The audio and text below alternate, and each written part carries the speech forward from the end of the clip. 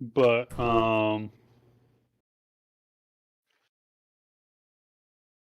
yeah, I would love to see more of that kind of stuff, to where, you know, like, or what I would really love to see would be more games set in the Star Wars universe where you are not a Jedi or a Sith. I'm really fucking tired that every single Yeah, but that's what influential sells. So they're person. not gonna do. They're not gonna. Unfortunately. Oh, I know, but it's like every single influential person in the Star Wars universe does not have to be a fucking space wizard, because Star Wars is science fantasy. I don't always want to be a wizard. What if I want to be the Like, fighter? yeah, What show if I more want to the be a rogue? science What part. and they do have Han Solo, you know, kind of stuff. But has there ever been a Han Solo video game or anything close? No, I mean, of course not. back in the PS2 game, PS2 Like, days, but it's there gonna were be a a shit space ton. wizard. No, Like, the PS2 no, days there were a shit ton, not but with that the was fucking space wizards. no, like, you know, Bounty Hunter and stuff like that, or all these, like, you know, Yeah, games. well, Yeah, like CT-1313. all these games that were now 20 years old. Yes, you had back in the day that weren't following Jedi's. But anyway, you know, let's get on with the Star Citizens. Never. Because that is exactly what we're talking about, except not Star Wars, and honestly better off for it, because it doesn't have the baggage that Star Wars has. It has its own baggage. Yeah. Yeah, so, yeah, this is episode 51 of Cast in the Shadows. We're talking about... It is? I know. Why? Getting old. Alright, so I guess JumpTown and Ninetails, because Ninetails also had an event over the holiday week. Yeah, but no one cares about that. Ha! I care. I like Ninetails. It's a fun dog-fighting disaster. Oh, you're not wrong. Honestly, it's so much fun, though. I never got into it. I never got into the Ninetails event. It just honestly, it's... the first Ninetails, I think, was more fun from a dogfighting perspective. Actually, that's not true. They're both pretty fun. It's just that I had more fun during the first one, which was back in 3.14, right when Vader just came out. And the reason I had more fun is because I was with a crew on a hammerhead. We had a fully crew hammerhead. We're just going up against other hammerheads and just taking everything out of the sky and coordinating, and it was like a military operation. It was fucking awesome. But this Ninetails event, I only got to do once. It was just in my Aurora, in the glass coffin. Which is aptly named. I mean, yeah, it's got 4 size 1 laser repeaters, which used to be ballistics until they... Hey, my Pisces has that much too. But, yeah, it was like it can handle itself in the fight very well, and it did. I went up against... I actually survived the entire event. I died 1 second before the mission was over. Hey, wait a minute. That's not in the script, you surviving. So, like, I was... Yeah, let me see if I can find it. But it was a fun event because of that, and it was nice that, okay, I can do this solo or with a crew. It was nice, you know. Last time I did it with a crew. This time I did it solo. But yeah, JumpTown you can't really do solo because one A2 pops up, and now Data Machine did say that apparently it is possible. Yeah, you can target the bombs. You can target the bomb. Just as you can the missile. Okay, can you target, like, can you target those with your ship computer, or? Yeah, like same way as you target a ship, or you can target missiles too. Okay, so that's at least doable, but because I know every time I try to do it, you had people cooperating, A2 shows up and then just blam, that's it.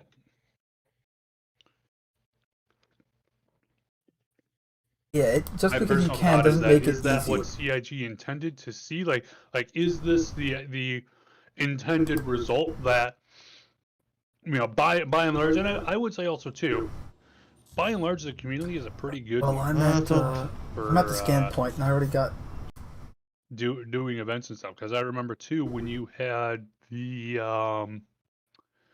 Halloween event from like what, year and a half ago. Yeah, that was like, oh, you need 50 unique kills for the Vandal, and people helmet. would literally pull up a People Gladius were literally, they were and like, line up okay, in front let's of a go and gun. land some Cutlass Reds here. Let's go and we'll line up a Gladius. Everyone line up in front of it. One person goes, and the next person. You do that Yep. like 3 or 4 times, and boom, there you go. You've got it. And I think Because that some of my doing kills, the events as intended yeah, is pretty much impossible. and I think some of my kills may have ended up being bleed out, which means they didn't count, which is why I don't have the Vandal mask. Which that was the problem. There was that it wasn't insta death from that size 1 laser. It like led to bleed out. People were knocked down instead of being shot, and that was like. But those were technical difficulties with the game itself, not the event. The event was very well made. I think just but the problem overall, with, it was still fun. Yeah. Oh, it totally was fun. I'm just kind of pissed because I got 53 kills after counting, and I didn't get the mask. So I made sure to do one lineup more than I needed. Just in I case. should have done. I'm sure there'll be future ways to get it, guaranteed. But I'm just wondering if what we've been seeing here by and large, because it's like also too, if someone goes and flies in A2 and bombs the place as the intro to their group or their org rolling in to go and take over JumpTown, absolutely on board with it. Yes, that is a great maneuver there. But what I mostly saw every single time I ever tried to do it was you had one person who either wanted to go and ruin everyone's time, or they just, for whatever reason, had this idea that you're playing it wrong. The only way to play it is the way I say, which is a lot of combat. I'm going to punish you for holding these wrong beliefs. And like I said, the A2 pops up. Everyone tries to run as fast as you can. And now, if you're lucky, you get out. And if not, you lose everything. But I'm just wondering, is that the intended thing that COG I doubt that was it's for? intended. Is it completely off? Some mix of I mean, the two. I don't know. So a lot of the marketing, and keep in mind, we hate the marketing team. It was all combat focused because that's what's flashy. But and that's the thing is, I mean, I did JumpTown twice. I did once alone and once a group. No, twice with a group. Sorry, so 3 times. And when I did it with the group, we managed to get there, hold it. It was fine. We took, we saw an A2, took it down before, like the second we saw it. When I went down alone, I either got shot down immediately, or I managed to get on foot, but my ship was lost in the process, which means I'm just stranded down there. Yeah, and there's no point in doing the event because there's no place you can put your because loot. if I can't get the boxes onto my now non-existent ship and fly out of there to sell them, what's the point? And I mean, maybe too. I mean, I could be a dick and just go into the outpost if I managed to get into the outpost, which I didn't, and just hold the outpost myself, right, and not let anyone else get in. You should have waited for someone else to land and steal their ship. But I wouldn't be able to sell it. People who would be like, "Oh, I'll land my ship." It's like, "Oh, hey, cool people are cooperating here. I'll land my ship, set the self-destruct, run inside, and then I literally saw like a Reddit post where someone was like, yeah, I landed my ship, I set the self-destruct, I ran outside, started grabbed the box, and then when my ship exploded and killed all the people, they were all like, oh no, what happened? They didn't let on that it was them that did that, but it's just like, there's no Wouldn't he get a crime stat for killing them? What's that? Wouldn't he get a crime stat for killing them with his ship? But at that point, the damage is done, and that's one of my biggest worries and issues with Star Citizen as it is, and with gameplay events like this, to where it is generally speaking, they're not griefer proof. Well, just like if I'm let's say for example, if I'm hand mining, I'm in a cave, not in a city area. And someone just runs up to me and they got their gun, they're waving their gun in my face. I can't do anything until they actually go and open fire, and by then it's too late. I mean, I can go and pull out my gun too and point it at them, sure, but now we're in a Mexican standoff, and if I'm just like, hey, I just want to be left alone, and they're like, I want to ruin your time, they're always going to have the advantage there. Because until they pull that trigger, I can do nothing to them. Even though they're threatening me with a weapon, that, you know, in less than a second, I can be dead and on the ground, I cannot combat that. And therein is the issue, is that, and, you know, if someone wants to go and pad ramp, if someone wants to go and set their self-destruct and land their ship next to mine while I'm doing an event, anything like that, there is no real effective way, at least that I know of at this time, to go and stop that kind of stuff from happening. And none of that is, in my opinion, you know, you might argue, oh, that's just how the game evolves, or that kind of stuff, or, oh, it's emergent gameplay. Maybe. At the same time, though, I don't think too many people want to play in a world where it's either you go out, I mean, yes, it is intended to be a PvP and PvE world. Absolutely. You know, yes, there are inherent risks to it, but at the same point, generally speaking, barring some fucking whack job cities out there, if you were to go out and kill someone, you're not going to be out the next day and be off killing people again. You're going to be locked up for years, if not for the rest of your life, because that way you cannot go and hurt anyone else, especially if you make a habit of that. As it is right now, and of course, being a game, well, we can't exactly lock your player up forever. That wouldn't really work out too well. Unless, at least not until prison gameplay is extremely in depth. Yeah, and where you don't want to leave because it's so much fun. Some of this likely will be addressed with like the reputation system, to the point of, you might not have a crime stat now, but your actions in the past have been so heinous that you're permanently kill on sight if you enter legal territory, UEE space. Sure, you may not have any active bounties up for your arrest currently, maybe you wiped your crime stat or whatever else, but because you have done horrible things in the past, even if you got using off the on reputation system, you're still going to be shot on sight, and that's perfectly legal for the system because of that reputation system. Some of that might get addressed there, and that would definitely help out, because then it's like, well, hey, if you have an event, and it's like, let's say if you had like JumpTown and Pyro, obviously that's that system is just a, anything goes. It's the fucking Wild West here. So it's like if someone goes and lands their ship next to yours and blows it up with a self-destruct of their ship, or someone goes and hijacks your ship, all those kinds of crazy shenanigans, you're in Pyro. What are you really expecting here?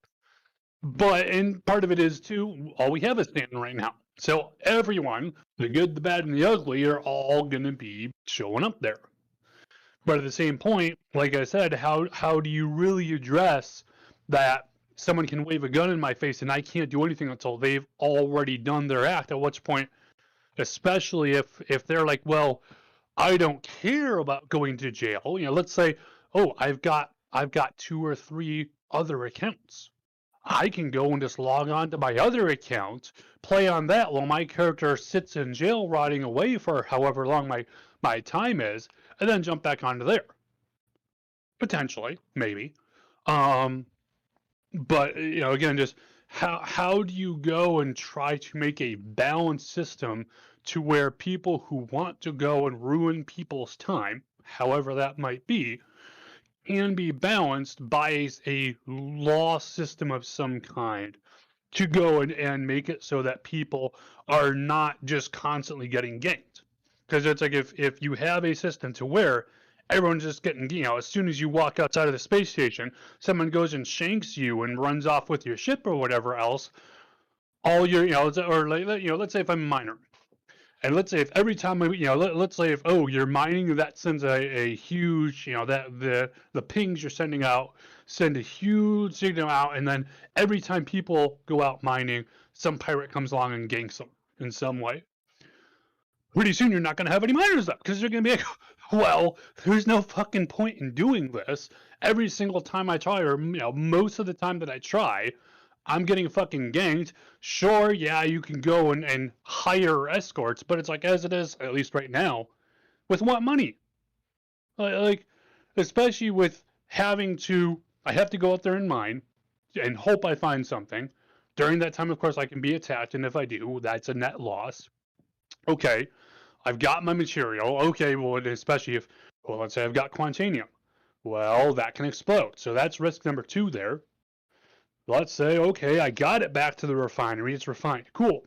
Now I have to go and risk all of that, all of the stuff I've done so far, all the time invested in material I put in a third time to go and deliver that on a cargo ship out to someplace I can sell it, and only then do I really see the actual profit.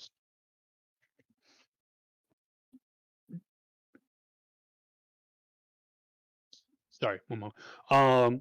So with that, I would argue then you have a system that is currently pretty stacked up against your average miner there. Now, given the fact that we don't really have actual piracy stuff to where it's like, someone can't be like, hey, that's a nice ore you got there, you better give me half of it.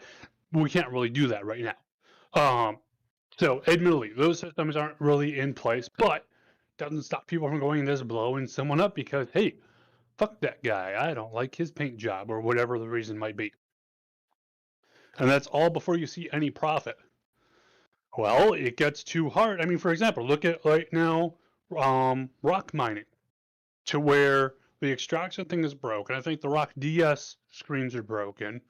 Half the time I haven't used the rock in a few patches now. Stuck or gets destroyed. So it's like, by and large, a lot of people have stopped even trying.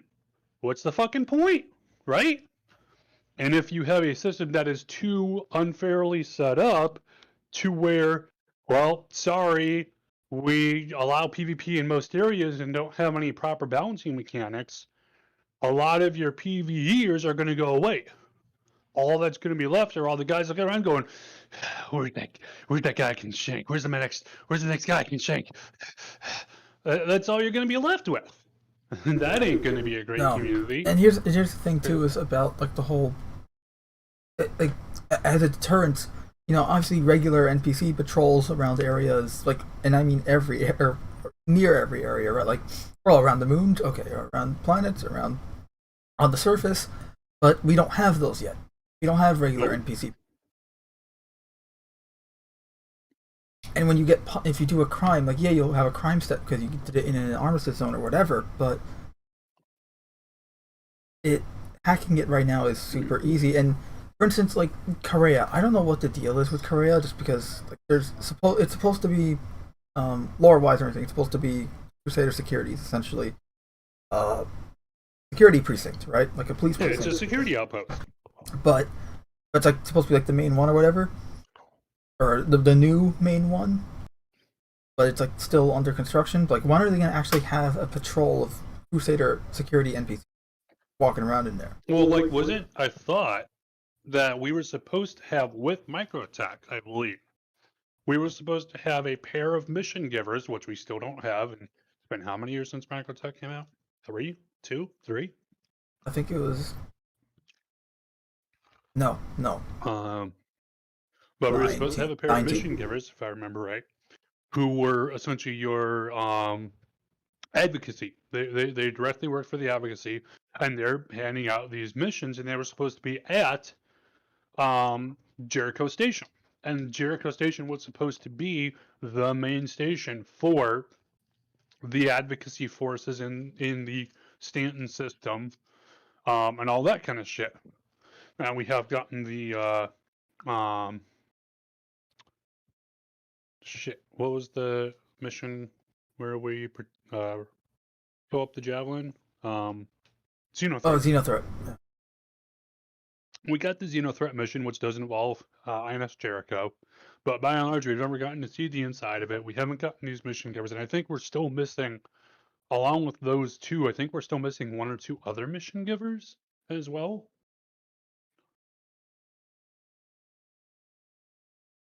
Yeah, which were the 2 advocacy agents.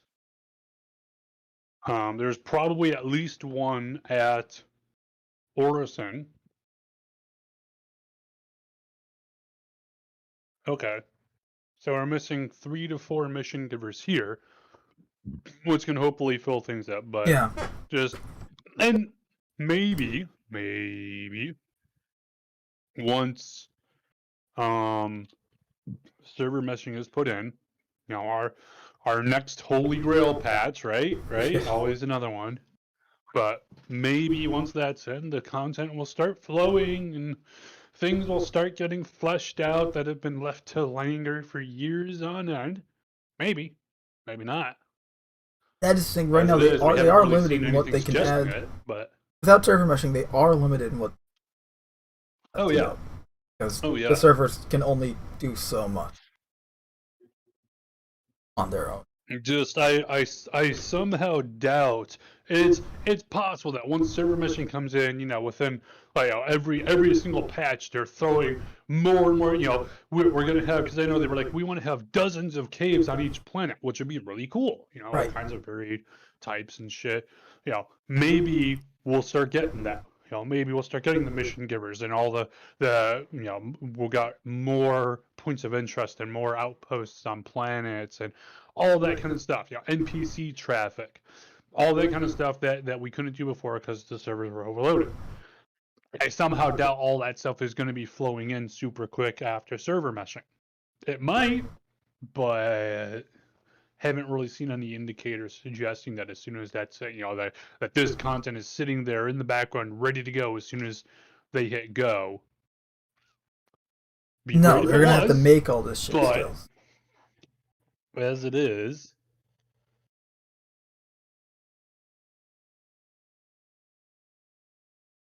can you hear me? Yeah, it's they still have to make all this crap, and that's obviously that's what they have to make the game. It's just that it's good that they've talked about this stuff. It's just it's gonna be a while. Yeah, so it's gonna be. Which means it's also gonna be a while until we have NPC patrols. Yep. Plus, they were talking about revamping the entire bounty hunting system, which is gonna go and which they need to do anyways, because right now bounty hunting is assassination contracts where you do dogfighting and. Yep. Which I'm sure is fun for some people, and I enjoy dogfighting. I do. It's just when I think bounty hunting, I don't think, oh, here's a dogfight. I think, okay, I'm following this guy through the city, and I have to follow him and try and nail him down alive if possible. Dead, yeah, more like a 1950s noir kind of thing. Right. Exactly. Detective work. Exactly. I would love if bounty hunting involved, it's like, here's a list of all the bounties that were seen in the local area, or one jump away kind of thing. And you're like, hey, I just saw this guy. I'm just sitting there, kind of just scanning people casually. I'm like, I'm gonna be meeting up with Mando in like 50 minutes. Let's just go and scan some people and see if anything pops up. Update the databases. And then, okay, I think this guy has a bounty on him or something. Okay, or I check hear and about, then you see, there's some criminal activity nearby. So someone goes and let's say if someone does a criminal mission on the planet that I'm on, some NPC would be like, oh yeah, do you hear such and such place just got hit? You could, and part of the problem is it's like you have to make it engaging, but at the same point you have to make it rewarding as well.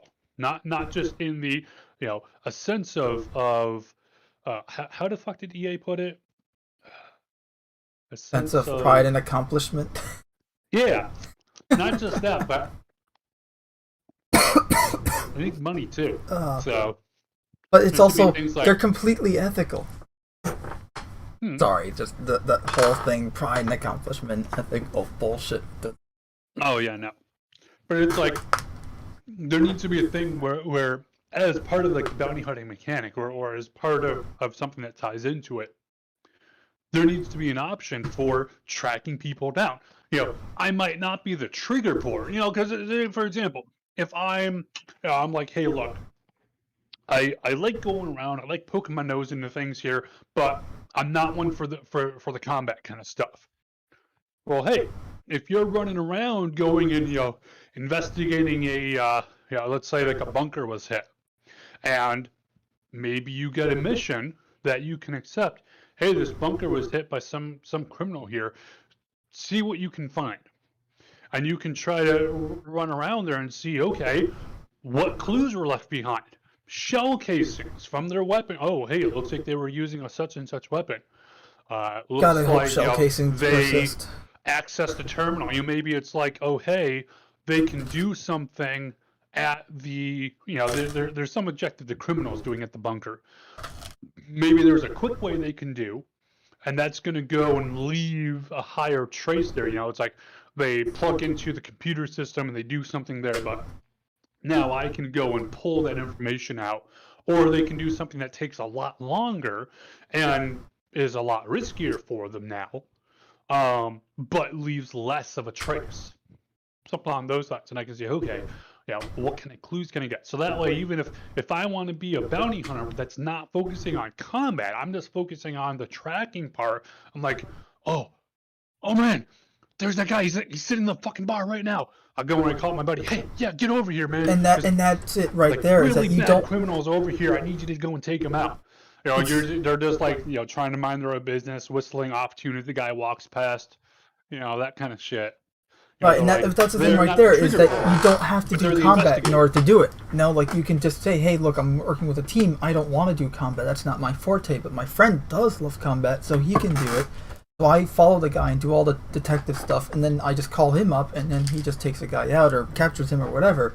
And that's the thing about the game is you don't have to do one thing you don't have to do everything in order to do one thing. Like you don't have to do combat in order to do this job.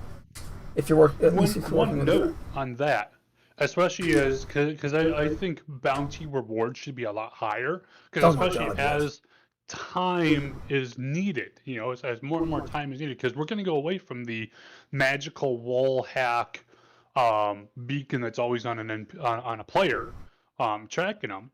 And as it gets to the point where you got to track them, they could be going from system to system to system. Who the fuck really knows where they are? The payout has to increase exponentially, because it's like, well, I could go and run through 5 bunker missions in an hour and earn 100K from that or more, versus I've spent 3 hours tracking this guy and gotten no reward whatsoever. There has to be some amount of balancing so that even as I'm going for this target, there's some amount of reward, so I'm not just out, completely out. But on that note, let's say I'm investigating. When you find clues like that, you get paid for the clues you find. If you find something that points to their direct location or something like that, or a direct trace of them, you get more. If you find something just like, oh, I just found some random shell casings from them, hey, you get paid a little less for that. But then also, on top of that, one interesting thing, if they did this, would be you would then also, because you helped play a part, so let's say down the line, 3 or 4 days later, from you investigated that bunker, you found some trace or something on that computer that pointed them out to, oh, they're in this system at least, if not on this planet somewhere, and another bounty hunter at some point, completely unaffiliated with you, takes them out. They finally tracked them down and blam, they got them. You would then get a bonus, like a part of that total bounty, which, and again, bounties at this point should be in like the hundreds of thousands, if not millions, probably, to balance out. Also, just to put things into perspective, remember ships. And I mean, I'm assuming this is like a crime stat 5 kind of. Yes, but also remember ships. Right, but ships cost a prospector costs 2.2 million credits. Yeah, I mean it's kind of silly from a point, and general missions have been getting better in terms of payout here. Yeah. But there still has to be some amount of balance for if you're spending time doing something in the pursuit of a certain job type, there needs to be some kind of a general income you can earn along the way. So you aren't just like, well, I've spent 5 hours trying to do this, and because these guys keep logging out or whatever else, you aren't just out that time. But on that note, that you would get a percentage of the bounty because you helped in part to go and pinpoint their location to the point where the actual trigger puller could go and do that, could go and find them and take them out. So that way, it would be a huge benefit that will, especially if you have this guy who's got like a 5 million bounty on him. Well, cool. If you go and find some good information pointing to him, 500,000 or $1 million bonus on top of what you already earned could be yours because someone else was able to track him down with that information you provided. So I would like to see tie-ins like that, or similar to where if I go and find some really good ores somewhere, I could in some way sell the rights to someone, or tell someone else about the area there. They come over and mine it, and I get a percentage of. And yeah, you can do that just on the honor system, but at the same point, like for example, let's say if I'm going out, I'm in a terrapin, let's say, and I go and I find some really good mining deposits or something, and I don't want to sell it to just one person. If I instead go, because you could just be like, oh, I'll tell my buddy who's a miner, and they'll give me whatever cut we've agreed on, or I can sell the rights to a mining org or something like that. But it would be interesting if I could go and put that information out publicly, so anyone who wants to can be like, hey, they're just browsing the boards. Oh, hey, I'm browsing mining information as part of a subgroup of Spectrum in such and such system, such and such planets or whatever else. Hey, this really rich deposit of whatever was found. I'm going to go and head over there. So I've made the information public, and then whatever money is made off of that mined material, I would get a small percentage of, like 2%, 5%, something like that. So it's like I'm not taking too much profit off of those guys, but at the same point, I'm getting something for my time invested in going out and finding it. Potentially. Yeah, look, at the end of the day, a lot of these things is like, this is the level of depth that we want and kind of expect at this point from the game. And I have full confidence that CIG is able to deliver it. I do. I mean, they've shown that they want to, and they've shown that they can, too. They've shown that they have concepts in the works. But back to JumpTown. The problem... We were talking about JumpTown? The problem with JumpTown, I think, mainly was the lack of, essentially, for a FPS of, like, JumpTown to me, at least originally, was always, it was a mix of ships and on-foot combat.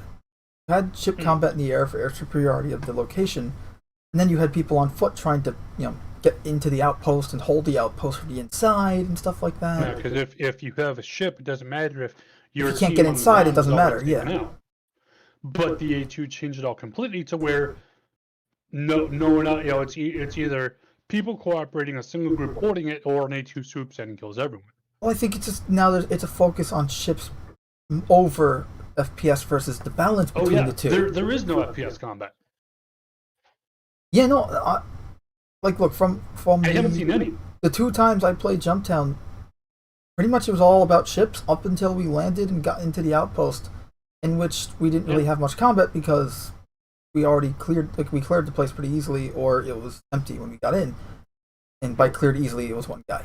And we were a team of 3, I think, so, entering in. But it wasn't a challenge, and there was no FPS gameplay to speak of, because, and you can say, well, there is. And there is FPS gameplay that you're walking in with guns out on foot into the outpost and killing anyone that's inside. I'm not in a spaceship, however. But the thing is, no one I feel like when I do that, no one else is doing it. Like, no one else is on foot with guns out. Like, the only time people are on foot is when they're going in to get the drugs.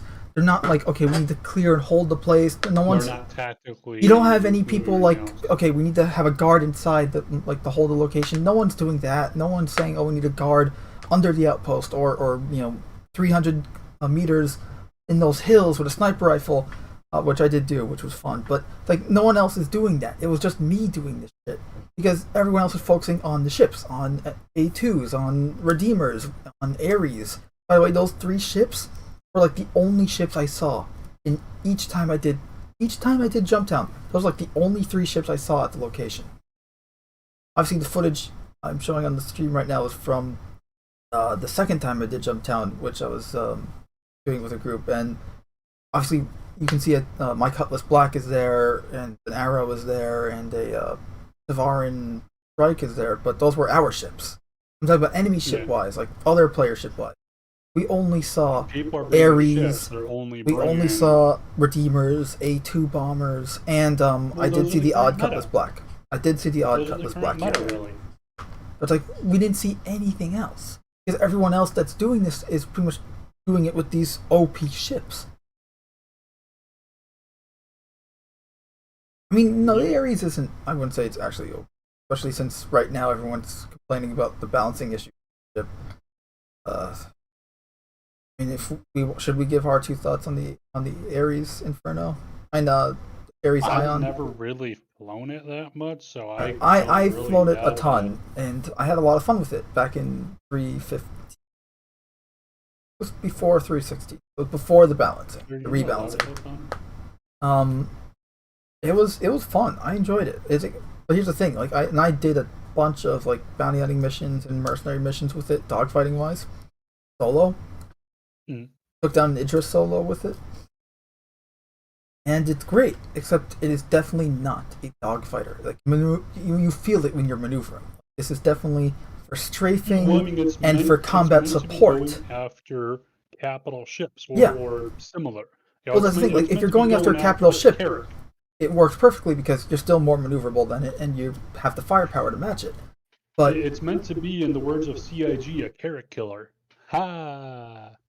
What? You watched the video on the Odyssey, right? Not the Odyssey, the Ares. The Ares.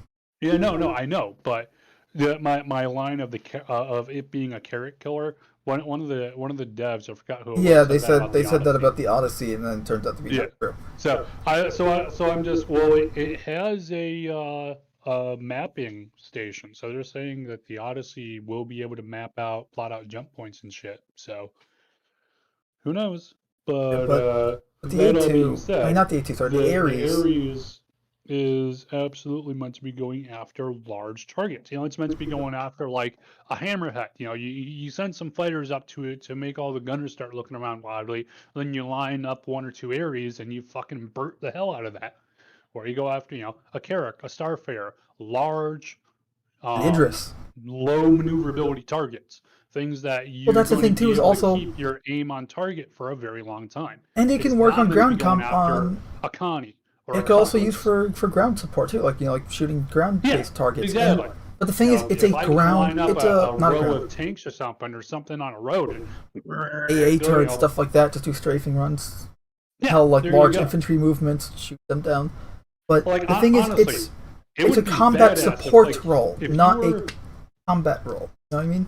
But if you were on the ground and you had like an A2 just doing like strafing runs trying to hit you while you're like sprinting across some kind of area or something, that'd be pretty fucking intense. But who knows if that kind of setup will ever happen.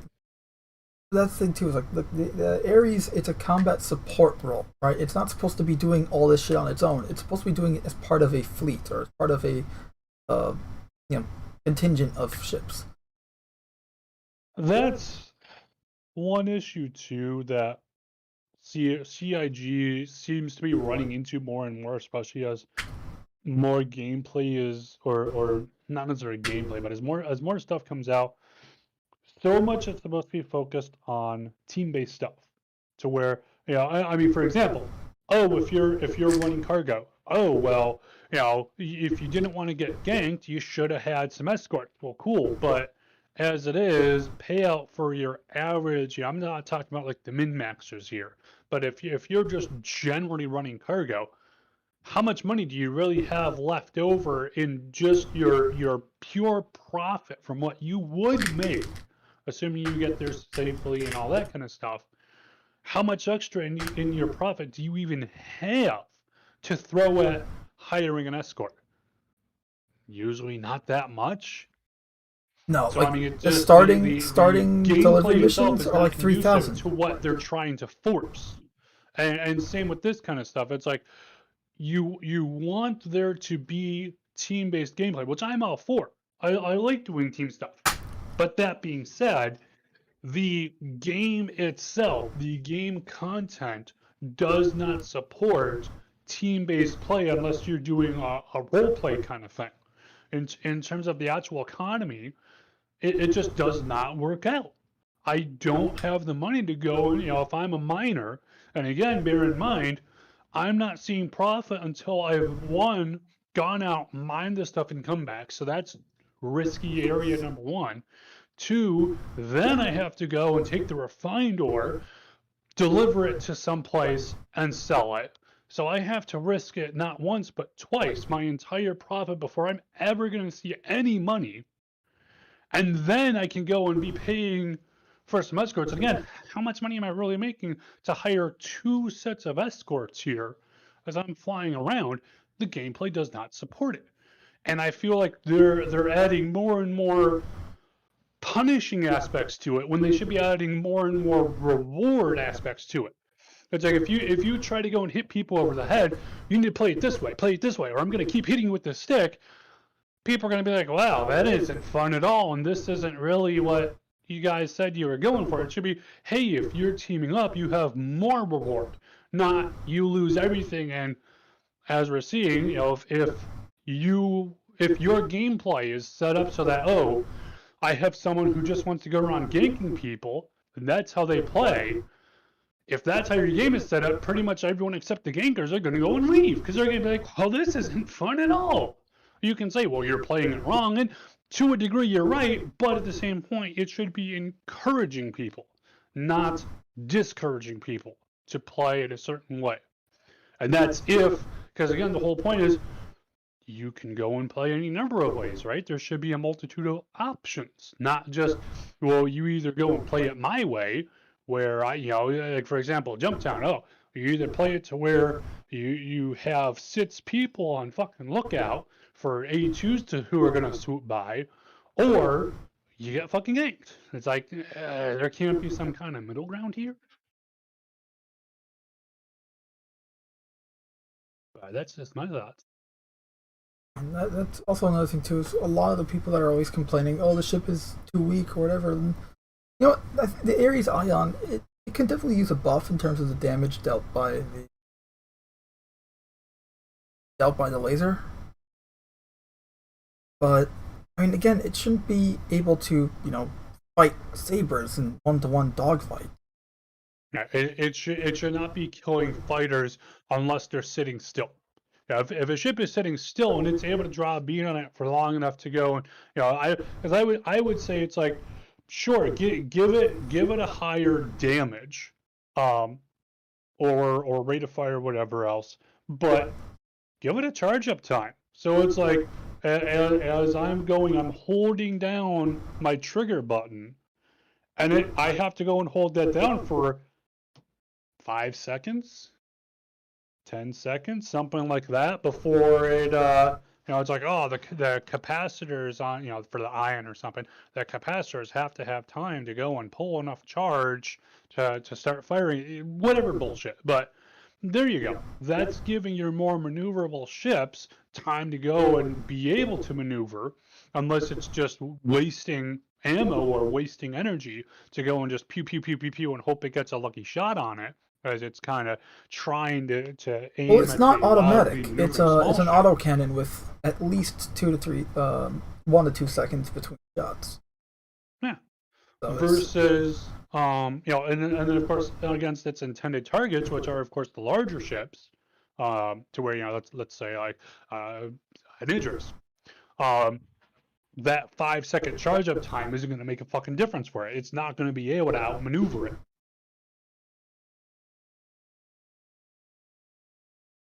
I just feel like I thought it was fine first time around, the Ares, when it first introduced. But then everyone started complaining. Every new ship that comes out, you always have, it generally comes out, and then they're like, we got to tweak this, and usually the tweaking is reducing.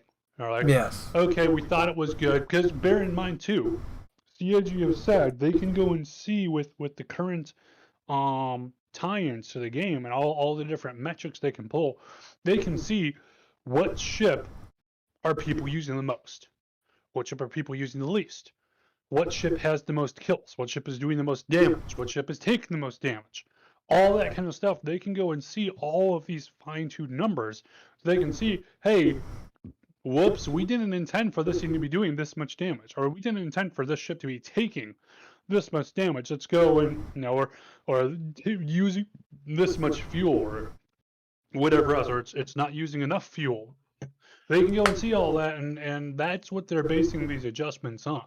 So even though you're like, well, it was fine for me, maybe, but bear in mind they're pulling statistics from every single game server out there, and they can see all this stuff correlated to a single report. That's what they're looking at. Yep. So that is absolutely correct. They aren't as dumb as people. and also too, the guys both making it and who are in charge of it, like, up to Chris Roberts himself, and Aaron by and Roberts large, too, right? these are gamers. These aren't, but except for maybe the marketing department. Who knows what? Yeah, we all hate the marketing department. But by and large, everyone involved here are people who have played video games, and they see this as a passion project, and they're like, we're making the be all end all sci-fi game essentially, and they want to make it a reality. So,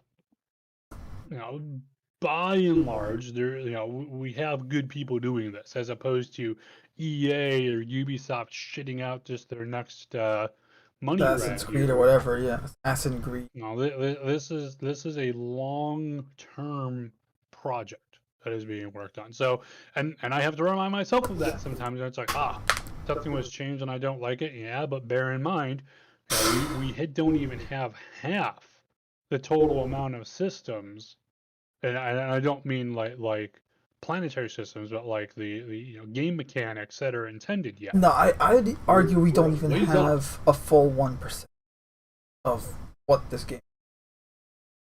I mean, I'd say we're over 1%, but like 10% gameplay, maybe. In terms of content, no. In terms of frameworks, maybe. Oh well, yeah. Then I'd say maybe 10%. Yeah. But it's like, bear in mind the original goal, and we don't know if it's changed since it was originally stated, but the original goal was 100 systems in the persistent universe here, which you can view via one right now, the star map on the website.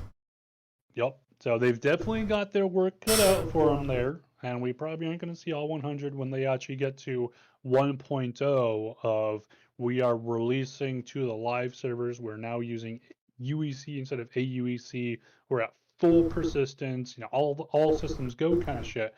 I don't think we're gonna have all 100 systems there, which I'm fine with.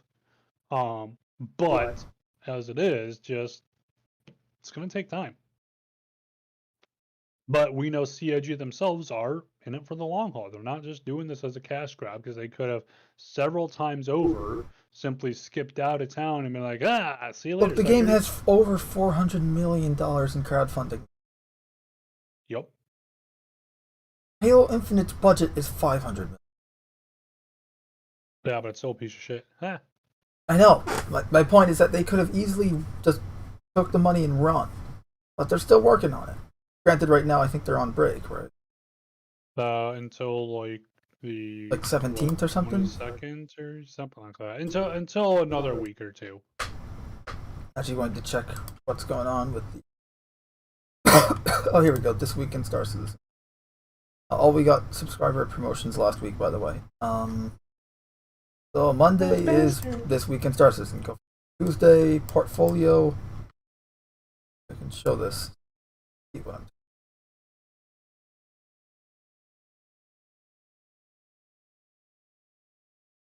So we got portfolio, civilian defense force. So some lore on Tuesday. Every Tuesday's lore essentially. Friday we got subscriber vault update and Twitter, and Saturday is the Daymar rally. Right, player run event, which has now become an official thing. And that's pretty cool. Like that. Yeah. I do like that they see stuff the community does and they go, hey, that's a great idea. Let's do it. Let's make this official. Yeah, I remember when the Daymar Rally was just being concepted. I was actually kind of helping here and there. Like, I was in the Discord server, quote unquote, helping with giving them really shitty ideas, and and I think they scrapped that Discord server or something. I don't remember honestly, but it was so cool to be just being part of that and then seeing it grow into this. It's like, yeah, like Daymar Rally was just this one-off little race event that was being organized by players. It was going to happen, once a year on Daymar, January, and then again, they did it again, and now it's becoming the official thing. It's like, that's awesome. So here's the subscriber predictions. February of 22, we got new paint jobs for the All, Reclaimer, and Prospector, and then the Rock and Rock DS.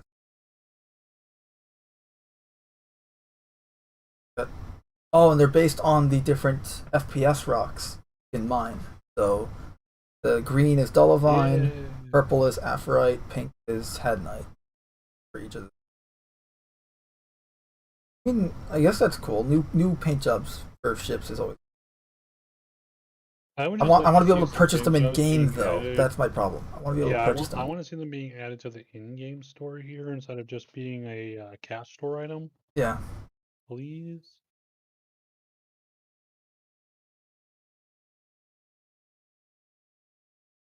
Anywho, blame Canada. Or yeah, the whole. Canada. Oh, honestly, I think JumpTown. If I had I think JumpTown was not as good as the original. Definitely not. And I think it's because of the A2 and because of the more focus on ships as opposed to balancing out ships and FPS combat. Like, you look at the terrain as well. The terrain. I would argue if the A2 was not in game at this point, it would have been better because it would have been better, but I think you still have higher focus on FPS. Yeah, but you probably still have a lot of problems just because you look at. Remember original JumpTown? The terrain was it was literally in a crater, but it was in a small crater, so it was very mountainous, a lot of hills, a lot of jagged rocks everywhere. I guess they wanted to try to promote ground vehicles. No, and that's why who the fuck's gonna bring a ground vehicle? But here's the thing: one. So you look at the terrain in the new JumpTown, which I used in the thumbnail, and I can show off in a sec. But the terrain in new JumpTown, right, in all of them. Not just JumpTown itself, but Raven's Roost and Paradise Cove as well. It's very, very flat for miles. Like, again, you have to go at Raven's Roost on Calliope. You have to go 300 meters out. 500 meters out to get to a hill from the outpost. Not a big hill, not actual cover. Just a little hill. Granted, you're so small that no one's really gonna notice you, but. So I was safe from an A2 bomb, but it's still the fact that you have to go 500 meters. There's essentially a 500 diameter, half a 1,000 meter diameter of just plateau around the outpost because again they wanted to promote ground vehicles like tanks and ballistas and Spartans.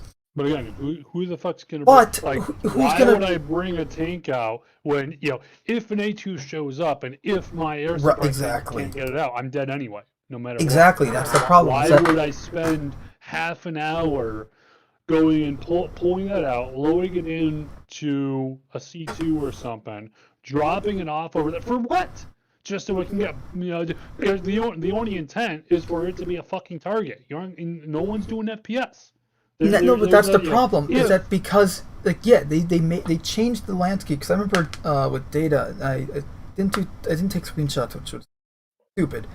But Data and I was telling Data about it while I was doing it. I was at Raven's Roost because in 3.15 they had quantum markers to it. Yeah. And it was just like a single outpost, very different. It was the original JumpTown outpost. like without all the added stuff that they now have. So it's just the bare outpost. That's it. Maybe like a solar panel here and there. And the terrain was very like it was flat behind it, but like there was a hill like 200 meters behind the outpost. There was a small hill like 50 meters in front of the outpost that you can easily place like a ballista on. Like it was, I say it was small, but large enough that a ballista can drive up and stay on it. Like you can make your own little AA gun placement there. There was like a series of rocks going towards the outpost that you can use as cover to literally do a FPS infiltration of the base.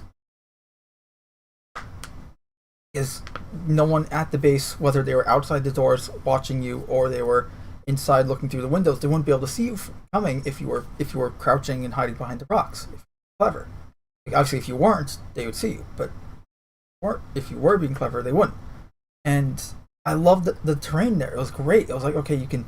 The outpost itself was kind of on a hill too, so if you were behind it, you were essentially dead because there was a window behind in the rear of the outpost. They can see you, and there's no cover there. If you're going from the right of the outpost, you're in the outpost looking at the entrance door. To the right of the outpost, there was this series of rocks, and you could just sneak along that path there, and you hide behind the solar panels and stuff, and it was great. But then they changed it for the event where, again, to accommodate ground vehicles, so it's more flat, so that tanks and all these ground vehicles can be better suited for the event. But why would you bring a ground vehicle when just A2 comes along and then everyone's dead? So, kind of sucks. Yep. And that's the problem. That it was. I don't think it was purposefully done, and I could easily be wrong, but it feels like it was more ship-oriented versus the balance between FPS and ship and ground. Like there should be a balance between the three, not prioritizing one over the other. Or one over the other too.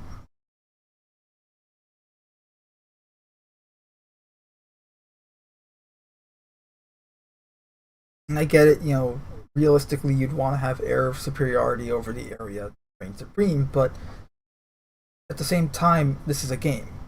Not fun when you do.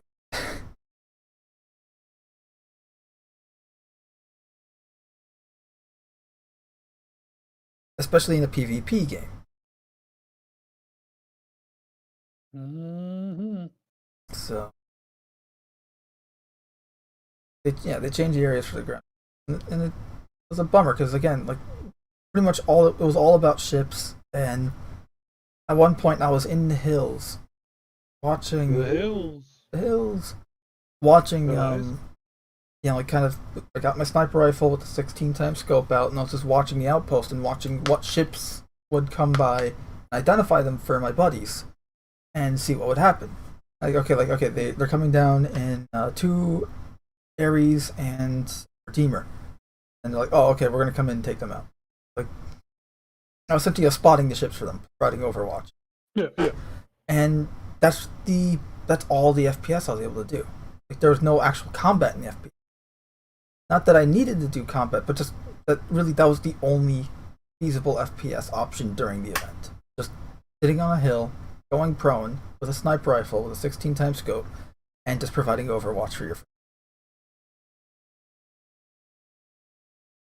Which I know may sound like a boring job, but I enjoy it, so I was fine. But others may not. Because others may not like just sitting on a hill, looking essentially through a scope for an hour or two.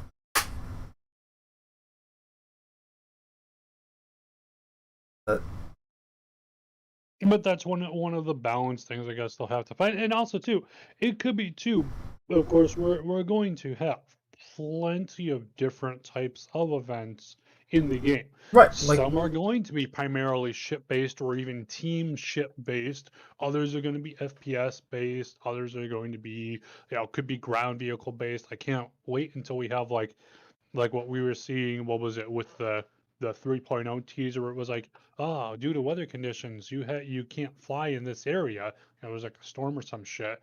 Okay, let me land outside the storm system and grab my rover and drive it in. event focusing around something like that would be pretty interesting. Yeah.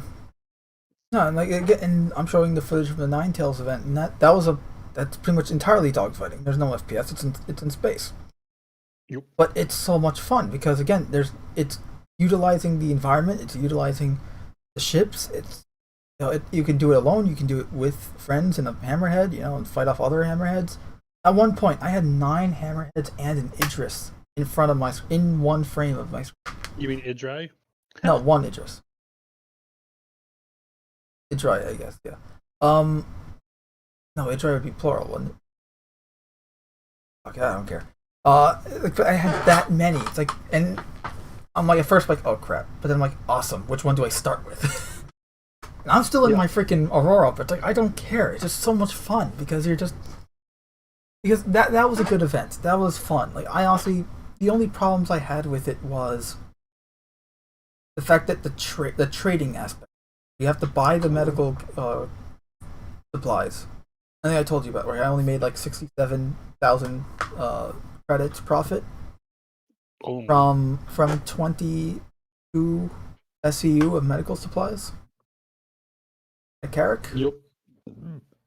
And that's one thing too, is that a lot of mission rewards, and understanding too that a lot of stuff is still in progress, still being balanced, but a lot of mission payouts seem really oddly balanced. And part of it is some people decide, well, they're going to focus on, or they're going to put the reward on what it is they want to see tested, which does make sense. But it might be helpful too to just tell us, hey, we especially want to see people testing this feature, this functionality, this ship, whatever else, because that way people let you know, hey, there isn't just a monetary reward behind it. There's a, hey, can you guys actually go and test this? A lot of people were like, well, screw it. I've got an hour or two to mess around with. Sure. I mean, there was the Ninetails event did give you. Pretty sure I got CDF stuff from it again. The CDF armor? Yeah. But still, how many people know that? Not to mention the fact that you can't use it right now. If CIG were to be like, hey, we want people to, can people please test X? They put an official, in like the patch notes, hey, can people go and they do generally say like, here's the focus for like in the PTU patches, they generally go, here's the focus for blah. This patch, the focus is on this ship, this mission, this thing, sure. But have regular communiques. Hey, we're especially testing ship repair mechanics. We think we put in place for the bugs that were happening. So can you guys go and try to repair your ship more instead of just going and claiming it? Yeah, essentially just let people know. Give the Don't player just have base this stuff be in the patch notes. They need to give the player base kind of tasks like, hey, we need you to test X, Y, and Z for this patch, or just X, or just Z, or whatever, because this way players can know, okay, they did X in this patch, we need to test it. Aside from the major thing that the marketing people always tell you. Like, oh, JumpTown, oh this, oh that event, versus the actual stuff that matters in the game. The small things, little detail, all the inner workings and behind the scenes tech that we need to balance.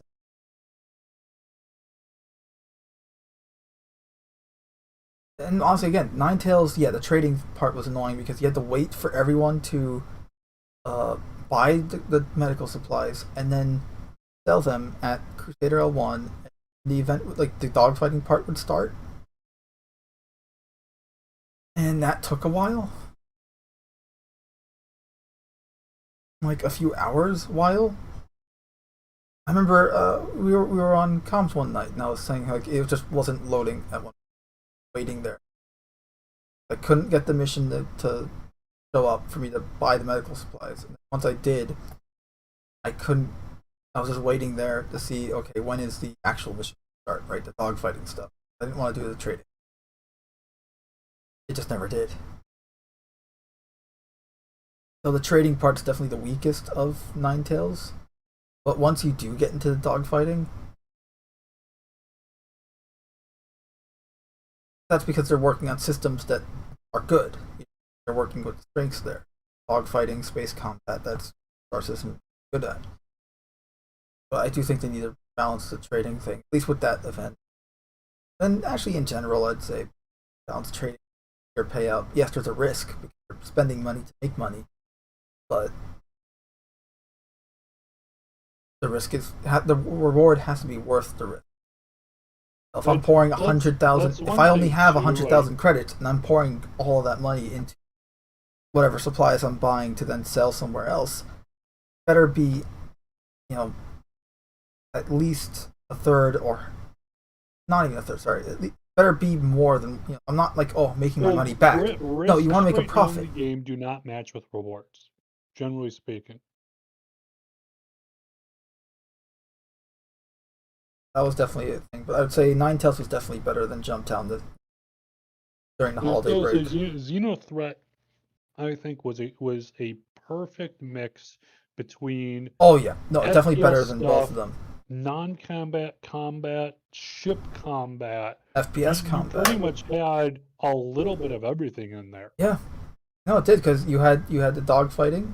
Well, first you had to go to Rex and get the boxes, right? And once you have to find the Rex. That's scanning, that's exploration. You got to find the Rex sites. You then have to fend off the Xenothreat, because if you just go there in a cargo ship, you're going to get your ass handed to you, because all the Xenothreat guys are going to go and fucking kill you. Mm-hmm. Once you do find the Rex and manage to get aboard, first off, you have to find a way on board. Once you do, there's NPCs on board. You have to kill them. So that's FPS combat. Mm-hmm. Then once you've killed them, you have to load the crates onto your ship. Then once you do that, you have to go and deliver the crates to INS Jericho Station and then sell them, and then repeat process until the Javelin's ready to launch. Now you go into this giant, massive fleet dogfight. Giant space battle. And the beauty is, because of the event's diversity of gameplay, you can do only dogfighting the entire event while other people are doing everything else. You can do only the cargo loading for other people, right? Mm. You can, you don't have to do everything if you don't want to. You can only do some of the things. And still earn money. Right. And that's one of the big things is that you can make money. And generally too, one of the things I liked about Xenothreat is it's like, it doesn't matter if you are taking out the Xenothreat fighters, if you are delivering the cargo boxes, if you're clearing wrecks, if you are loading or staging boxes toward the outside for a cargo ship to come and pick up, you're earning money no matter what.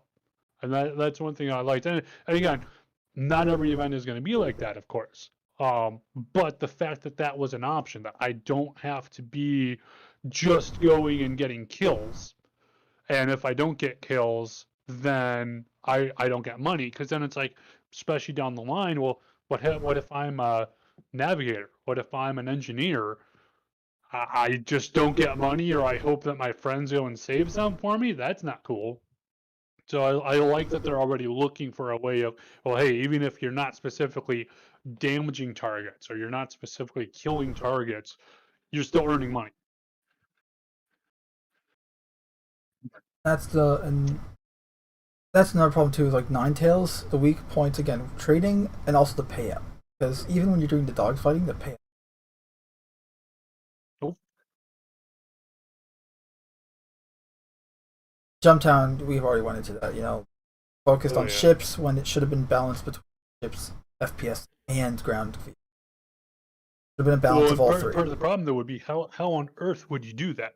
Especially when you have A2 zipping around, and one thought I had was that, well, hey, maybe, for example, if I have an A2, maybe to be able to drop a bomb, so when I switch over to missile operator mode or bomb mode, as the case might be, if I don't have some kind of a co-pilot, maybe when I switch to missile operator mode, and again, this would only be really for ships that have torpedoes or other large munitions, i.e. bombs, i.e. the Eclipse, the Retaliator, etc. Why the Eclipse? The Eclipse is wait. The Eclipse is a single seat fighter or bomber. Yeah, well, yeah, but pretty much any munition that would be a essentially size 6, because size 5 is still a missile, but at size 6 and above, which are torpedoes, or specialized munitions, i.e., bombs or bomblets, as the case might be. If I do not have a gunnery officer who is going and doing the targeting and all that kind of stuff for it, then maybe when you switch to missile operating mode or bomb mode or munitions mode, whatever it's called, uh, that I am no longer piloting the ship, i.e., my ship is flying in a straight line and not going and able to dodge or weave or any of that, which means that if I'm a single A2 pilot, for example, and I want to go and bomb someone and ruin their day, cool, you can do that. However, you're going to be a sitting target, as opposed to being able to fly and drop bombs at the same point.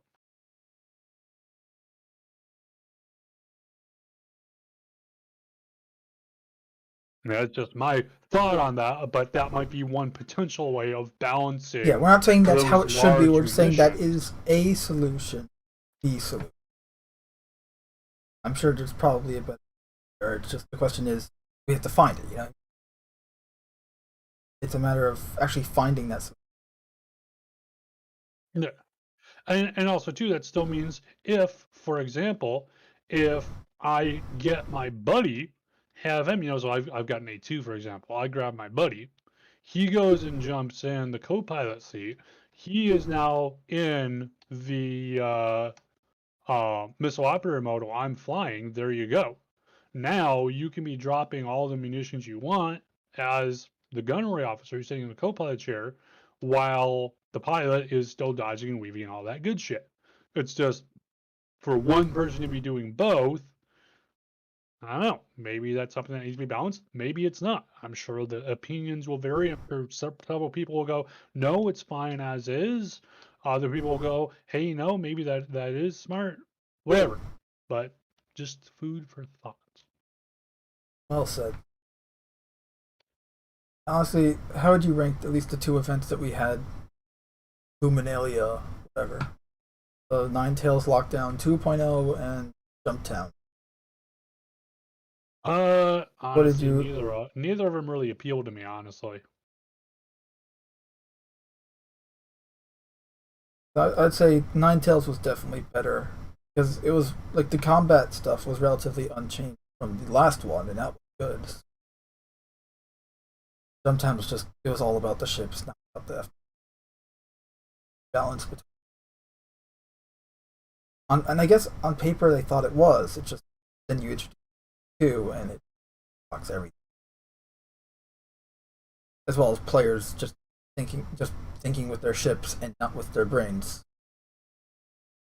Because everyone, and this is the problem Star Citizen has in general. Like everyone always thinks about ships, and not about environment, about on foot, about ground vehicles. About it's just thinking about one aspect when it's a multitude of aspects.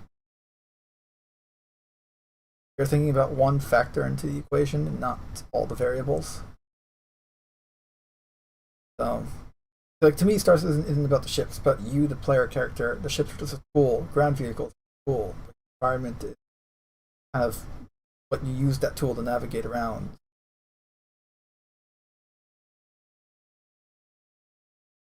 Definitely need to balance out of it. That's why it's in development. So. Yep. And like I said, it's always very hard at times to remember that this is a work in progress. It is still in alpha, even though it doesn't always feel like it. So it's sometimes just kind of hard to bear that in mind and go, this isn't a final product. This No, is still constantly being adjusted. that's the thing. It is actively in development still. It's still in the alpha stages. It's, your beta play AAA bullshit game. It's essentially an alpha that they're saying it's a product. They treat it as such. This is very much an alpha, and they treat it as a marketing team may not, but the actual developers do. Yes. Have we had any Squadron 42 news? No, unfortunately. Really? Aside from the new studio and everything. Something. I mean, that new studio stuff, like, we got months ago, that news, but we haven't had anything since. Been what, over a year? Yeah. Jeez. Yeah, I mean, JumpTown, look, it's fun with, that's the problem too, is that JumpTown is fun with a group, but impossible. Yep.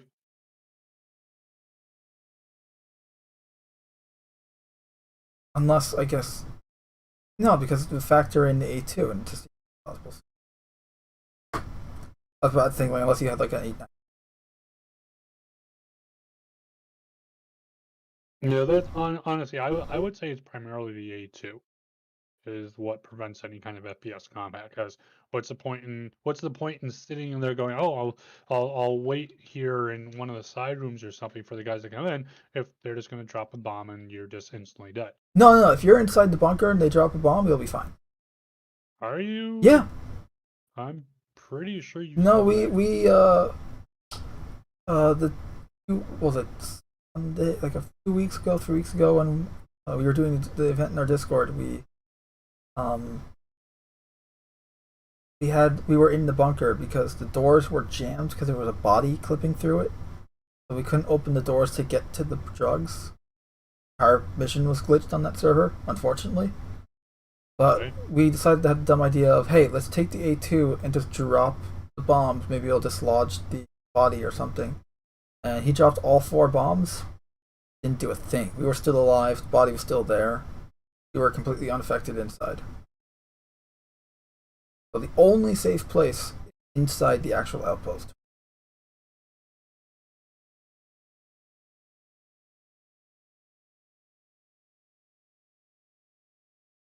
But you can't have any ground-based combat in any shape or form outside the outpost.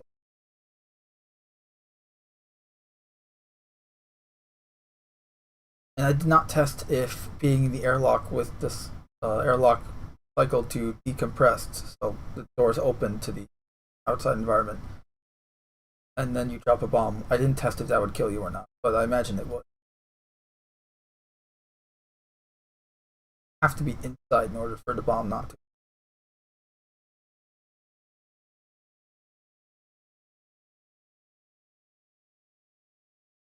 But even then, it's like the layout inside is identical to the tiny outpost.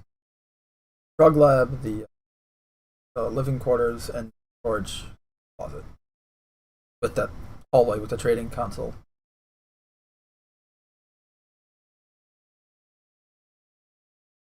Also, you can see now all those freaking hammerheads on my screen. This is so awesome. Chris showed up. That was fun.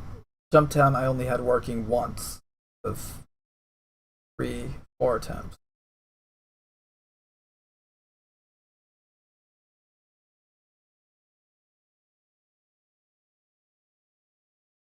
Yeah, it's fortunate that the events were not working. And again, the A2 was just such a, like, it's great. It just, we need a counter balance. Like, I think it would be fine as it is if we have an effective, repetitive counterbalance to it.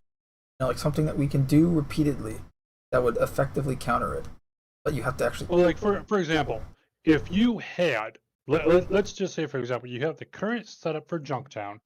However, in addition to the current setup, you also have 4 of the regular turrets, the regular like laser turrets out there that have priority. Their targeting priority is first going to be any bombs or bomblets. Over anything else, that's what they're going to shoot. After that, they're going to shoot at just any ships coming in. There you go. Now you've got a JumpTown that's going to support sure, you can go and fly by in an A2, but if those turrets are up, if you haven't had ground forces go in, let's say, for example, I send my buddies in on a tank. Again, I've got an A2, I drop a tank off, and the tank starts shooting the turrets, so I can then go and roll in and bomb the place without the turrets destroying my bomb. Hey, there you go. Now But the you turrets got are a essentially whole other element. But the turrets essentially act as a point defense countermeasure system. Yeah.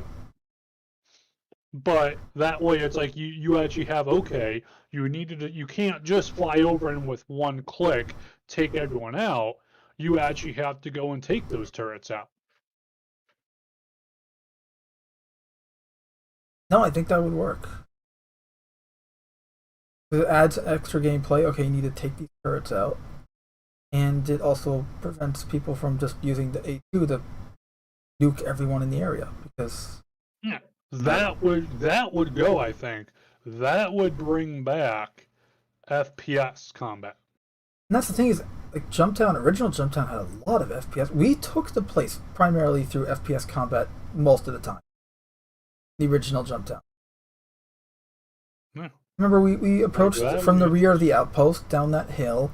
We just, on foot with our SMGs and assault rifles, and we just stormed the place.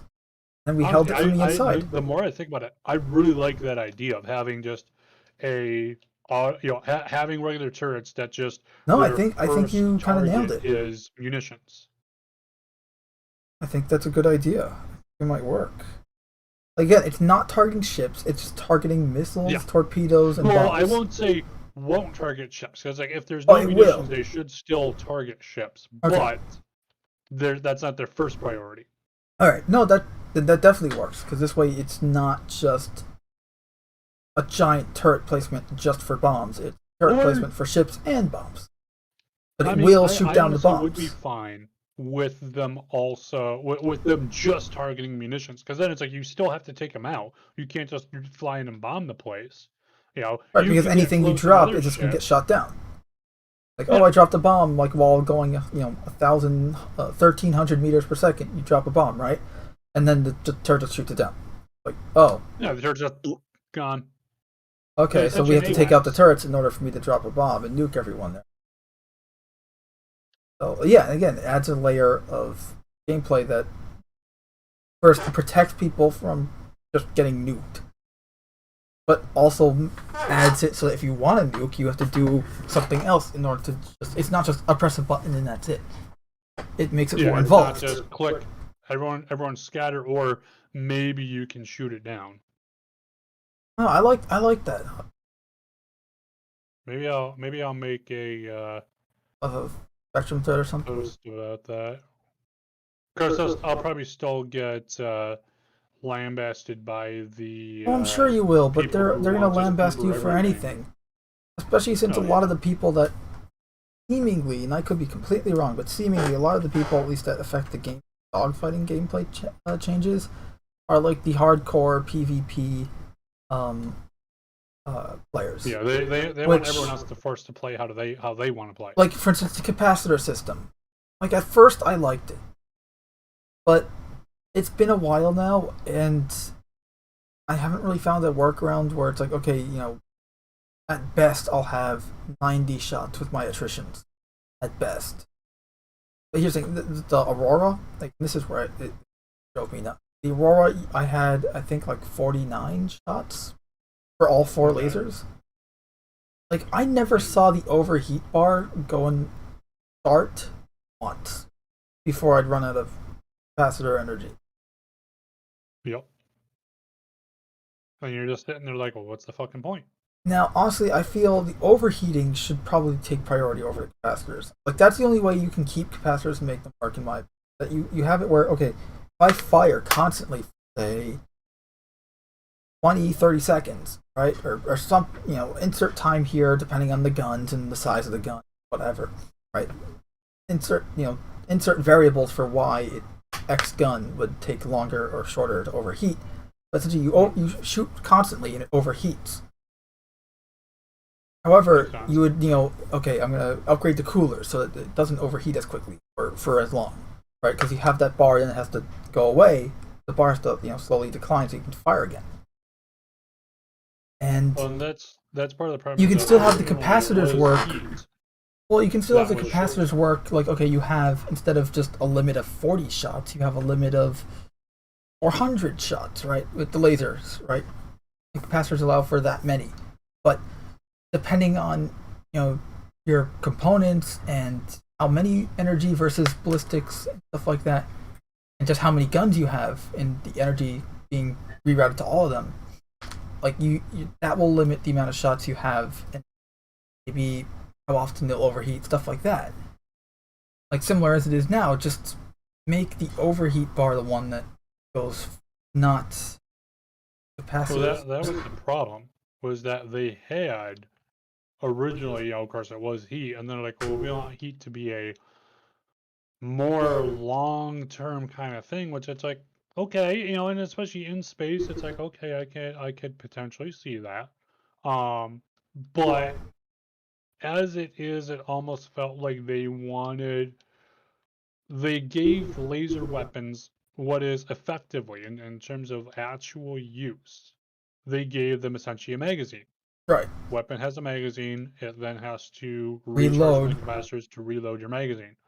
However, ballistic weapons do not have a magazine, they just have a set amount and that's it, which has been, in my opinion, very horribly slashed, It and is hard. that needs a lot more fixes and balancing.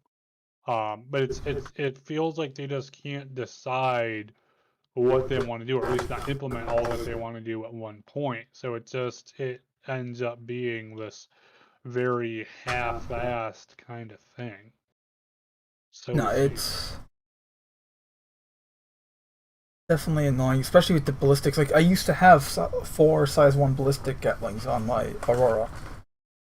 Well, I mean, ballistics are simply not usable right now in at least for PvE entirely, ballistics are not usable. They are not a No, viable choice. and you know how much a size 1 ballistic Gatling will have ammo wise on an Aurora?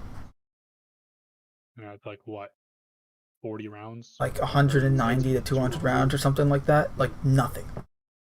You'll burn You through you that you fired in it one all in ship. about 15 seconds. Yeah. Even in a Cutlass Black, size 2 ballistic Gatlings, and they have, No, size 3. well, size 2 gimbals, the stock weapons on the Cutlass Black.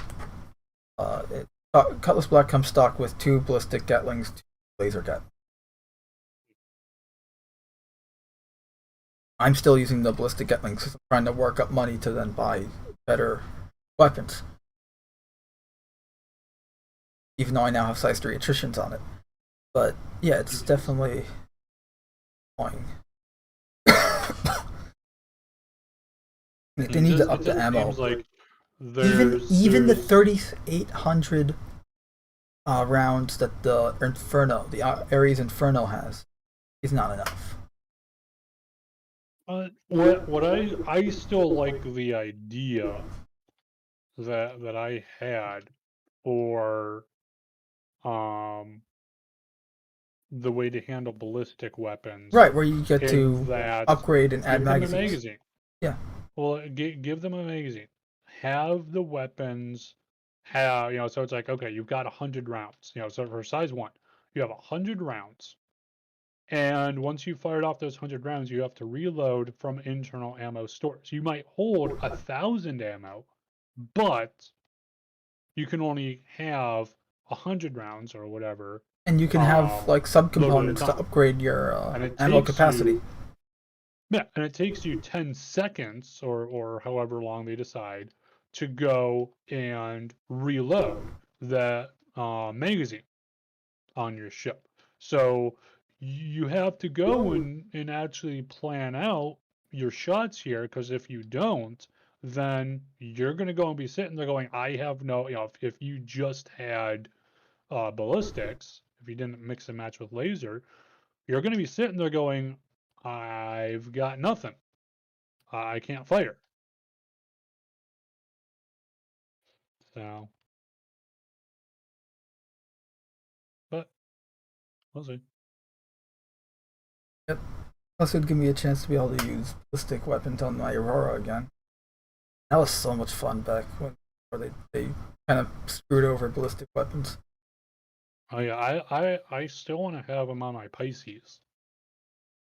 Just someone comes along, and it's like the Pisces is never going to be a combat, but it should have the combat ability ship, to at least but pretend to defend itself. yeah, exactly. It's supposed to having Like a at the very zero least, they value of should be able armor. to be like, hey, look, I'm not going to be a total pushover here for you. Right now, you're bait on a hook. Yeah. No, absolutely.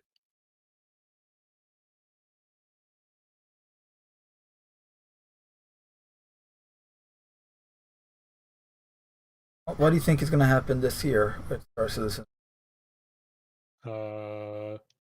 Delays. Aside from delays. More And delays. lots of them.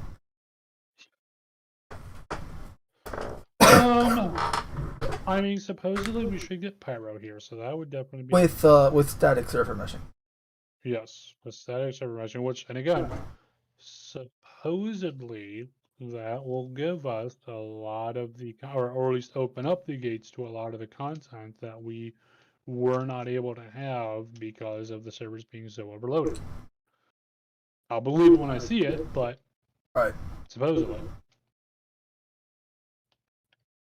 So it would be nice to actually have that play out, but we'll see. I'm currently looking at the release view app for 3.17. Like characters, we're getting the DNA head textures update. That's going to be art updates for the DNA archetype heads that will improve the quality of all heads for both players and common NPCs. It was just improving the quality of your heads and better customization of the character. Locations, we're going to get the hospital at Orville. Gameplay, we're going to get the Hangar Manager app. So creating a mobiGlas app that emulates the functionality of ASOP terminals, allowing players to spawn ships, claim insurance, and access the array of landing services to maintain their ship from their mobiGlas as opposed to going to an ASOP terminal at like the ship, the flight deck. Get your ship and spawn it. Persistent hangars, which players will have the ability to have their own persistent hangars. This will bring changes to the cargo gameplay loop by allowing players to buy cargo and send it to their hangars, then maximize their cargo storage space by allowing them to pack the goods themselves. Which is huge. Oh, yeah. Mining gadgets. Yeah. One thing I would love to see, I don't know if we'll get it, but that I would love to see would be because some people have suggested this, and I liked this idea, is at least at least up until we can start spawning vehicles and ships, but even after that, I would still love to see is so they've said with cargo in general. So it's like you order cargo, the cargo is going to come on a lift that's in your personal hangar, and then from there you load the cargo into your ship. Which, okay, fair enough. Does sound like it's going to take some amount of time. We'll probably have an option to be able to hire NPCs to do that as well. So that's the, do I do it myself and save some money but waste time? Or do I have it done in 20 minutes as I go and I bullshit with my friends and I spend an extra bit of cash, whatever option you want. But I also want to see the ability to have a vehicle be able to spawn in the personal hangars and then be able to load that onto my ship.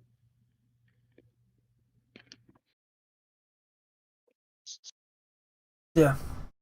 Well, they did say eventually they want us to be able to load up, like spawn ships with the vehicles inside.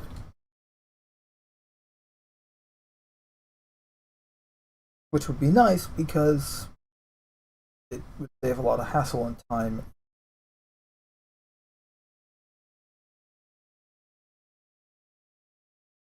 They also are getting mining gadgets, which is great for, like, okay, you just, you have a stock prospector, right? It can't mine shit because the laser head's stuck. Gadget, you can just buy, I assume, hopefully, cheaply, as opposed to buying a whole new laser head because you can't afford that yet. And you can just put this on the rock, tune it, and then be able to mine it that way. Plus, say you do have the best equipment on your prospector, this will I think they said it'll allow you to mine larger rocks, which I hope means that we can, at some point, use mining gadgets to mine like ship minables using the rock. Well, I don't know about that. That'd be cool, though. It would be interesting, but I think comparatively, though, even let's say if you did do that. Now, so let's say if you run across what's the next best under Quantanium? Laran? I'll say Laranite, but I don't. So let's see when you find some. How much is? Yeah, it's like usually a 4,000 mass SCU of rock. that work. Yeah. Not that much.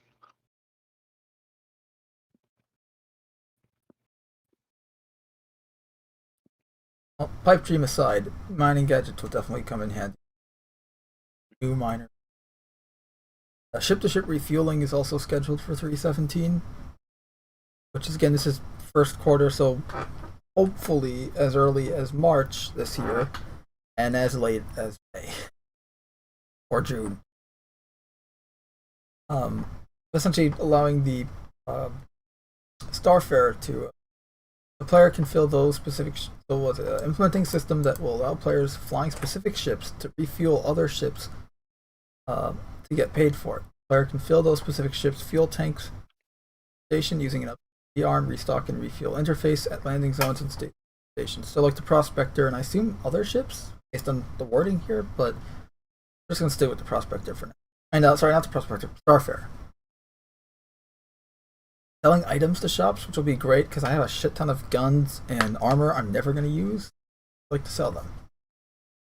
So that will allow me to do that. Using a new interface powered by building blocks, this supports the recent added loot generation feature, allowing these items to be sold for money.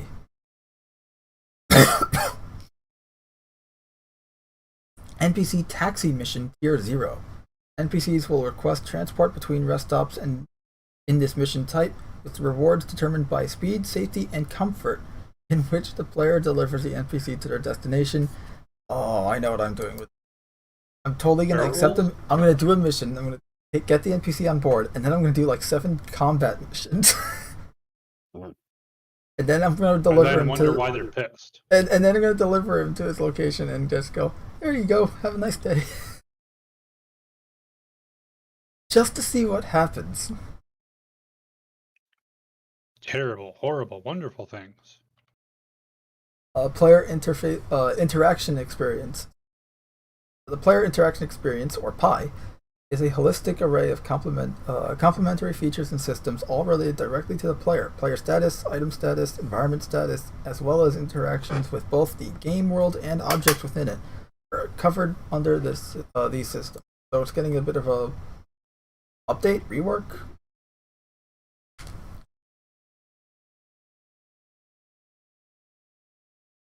What did I just do? Oh, okay, so that was it in gameplay. Ships, we're getting a lot. No, we're not getting a lot. We're getting 2. I read that's 12. We're getting the Scorpius and the Hull A, which is landable, correct?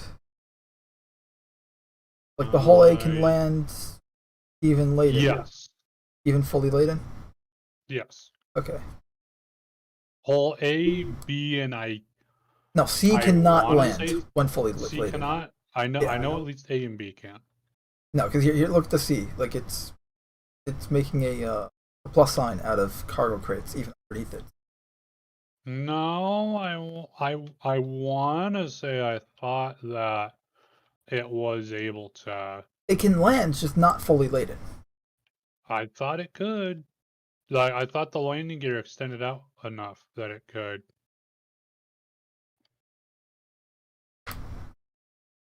I could be wrong.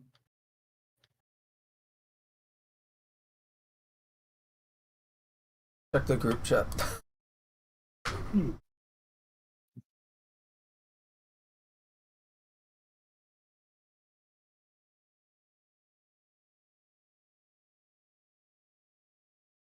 That's not landing.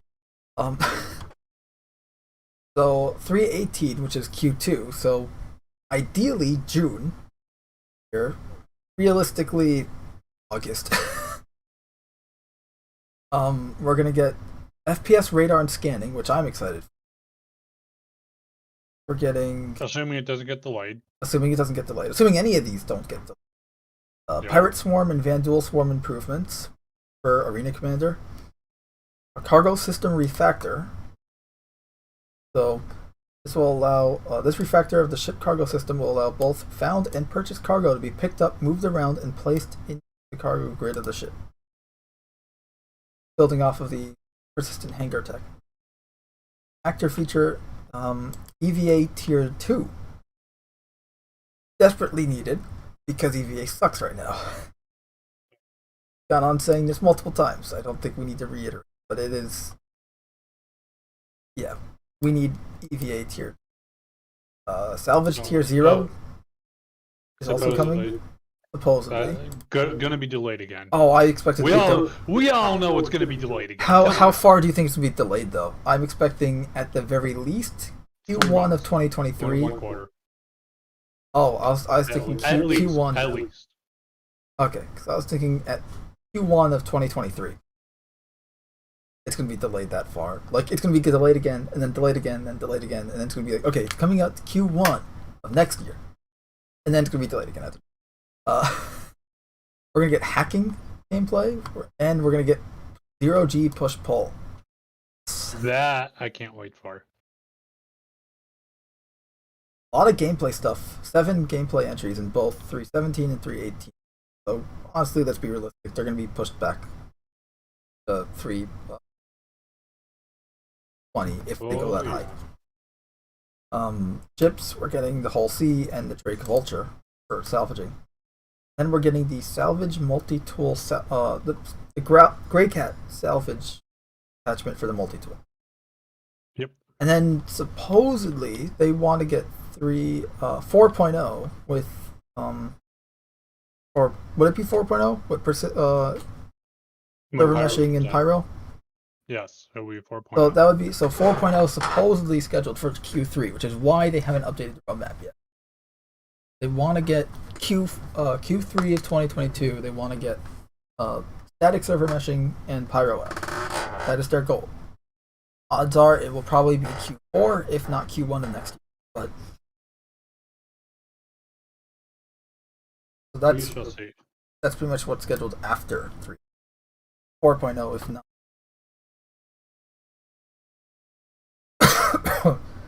But they're going to update the roadmap probably, in a week or two? Yeah, I want to say it's like the 22nd or something like that. It's only the 10th now. 12 days. Not 2 weeks. Yeah, that's what's happening this year in Star Citizen. A lot of stuff coming up. Supposedly. I think at the very least we are definitely going to get Pyro though. They're definitely going to try. I'm pretty sure we will get Pyro, yeah.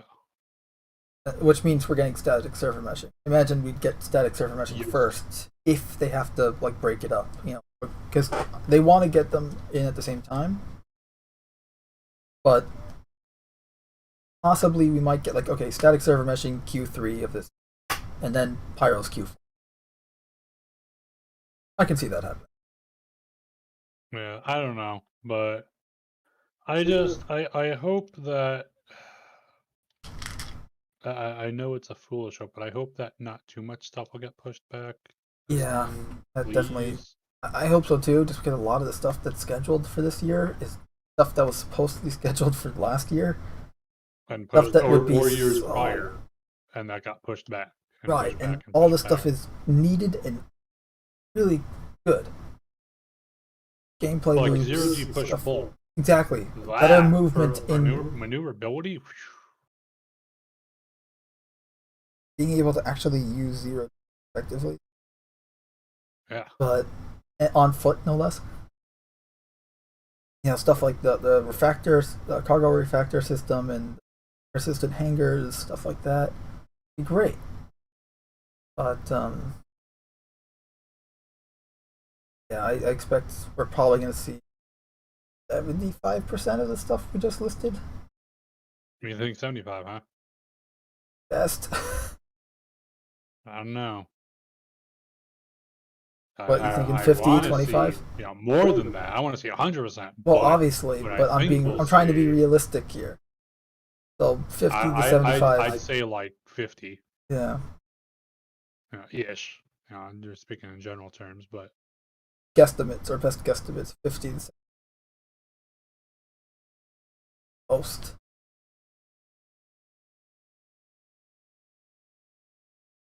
That's pretty sure that's all the Star Citizen stuff. Still on break, so we're not going to get a lot.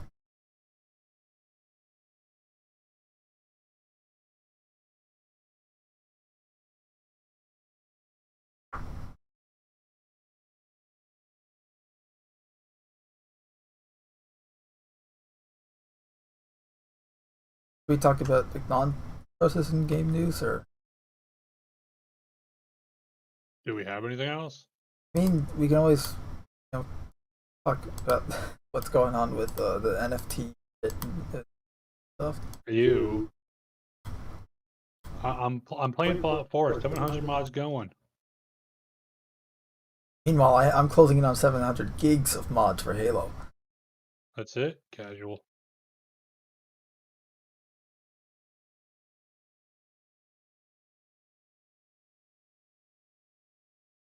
I did play the Terminator. Definitely, I need to play the DLC for it though. I barely know her.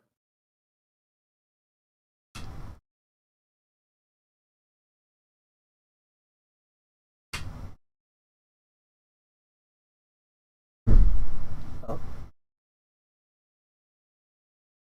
Also, all the Activision stuff, but I feel like that deserves discussion, not to be tacked on at the end.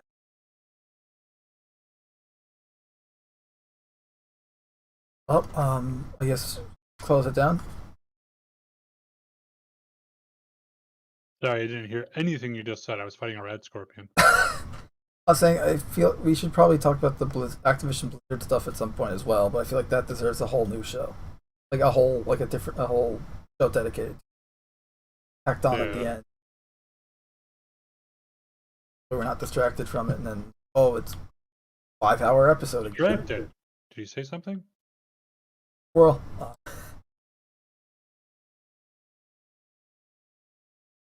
yeah, it's.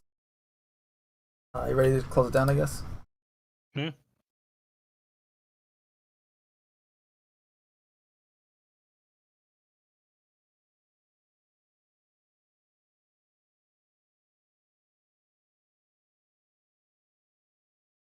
Oh, there is one thing, Star Citizen. Data was telling me about the race, January 23rd. Was it Daymar Rally or? No, not Daymar Rally. Something else. Not an official race. The last one they did was around Hurston, Orville. I actually I was helping Data prepare for it. It was interesting to find there's invisible collision and geometry here that you can crash into. Surprise, bitches! A little bit. Like you either make a very wide turn or a very sharp turn, or you explode.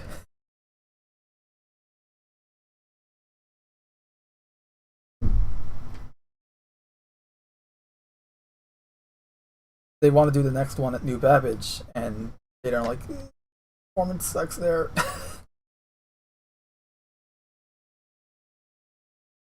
That's another thing. I hope server meshing. It's not going to, but I hope it does. Or at the very least, sets up the ability to fix this better. But desync. Yeah, good fucking luck there. I mean, to be fair, desync every imaginable. It's just pretty bad in Star Citizen. Though I'd argue it's worse in Halo. Maybe. Have you played Halo Infinite, by the way? Nope. Not missing much. Yup. One of our, our viewer Vic Sure. He messaged me about Halo Infinite, the campaign. It's more of what everyone else keeps telling me about it. Like, at least people that aren't just, oh, it's amazing about it. Like, it's practically non-existent story. Characters are annoying.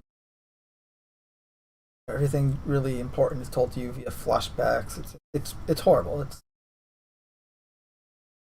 In other words, it's a zero effort cash grab, which which we all expected. Essentially, everything you and I predicted about this game, which is not. Nope. Which disappointed, not surprised, but still disappointed. Exactly. None of this surprises me, but I am disappointed because, like, damn, Halo used to have, which you can argue revolutionized. It used to mean something, but also, like, you can argue, like, the first Halo revolutionized a story in an FPS game, like an actual story. Well, I mean, oh shit. I mean, FPS games for a while had stories. That was kind of the default. Right. Especially 20 years ago. Then slowly we got to the modern day of multiplayer. There being no story. It's all just fucking random bullshit. Now it's all about the multiplayer, single player BDM. And when they do add single player, there's usually a co-op option. Halo Infinite. As well as Titanfall 2. As much as I love Titanfall 2, like, the fact that it doesn't have co-op does bug me. Well, it's such a fun game. I want to enjoy it with others. There's no co-op. It all has to be versus modes. Shit. Right, and that's the thing too. Is just look, we founded our Star Citizen organization around the idea of co-op and teamwork and that sort of gameplay, where we work together and have fun together. You know, because that's a type of thing that you and I like. That's, you know, I remember when Fallout 76 was initially announced rumored, because they didn't announce it yet. We had that little trailer. Yeah. And we were watching the E3 thing live together, and we were talking like, oh, imagine we were talking about like co-op. Imagine like a traditional Fallout, but co-op, essentially. Yeah, exactly. And that's what and that's what we wanted. In my opinion, that's what it should have been. That's what we wanted. And then they introduced just, you know, bland monetized game with Fallout on.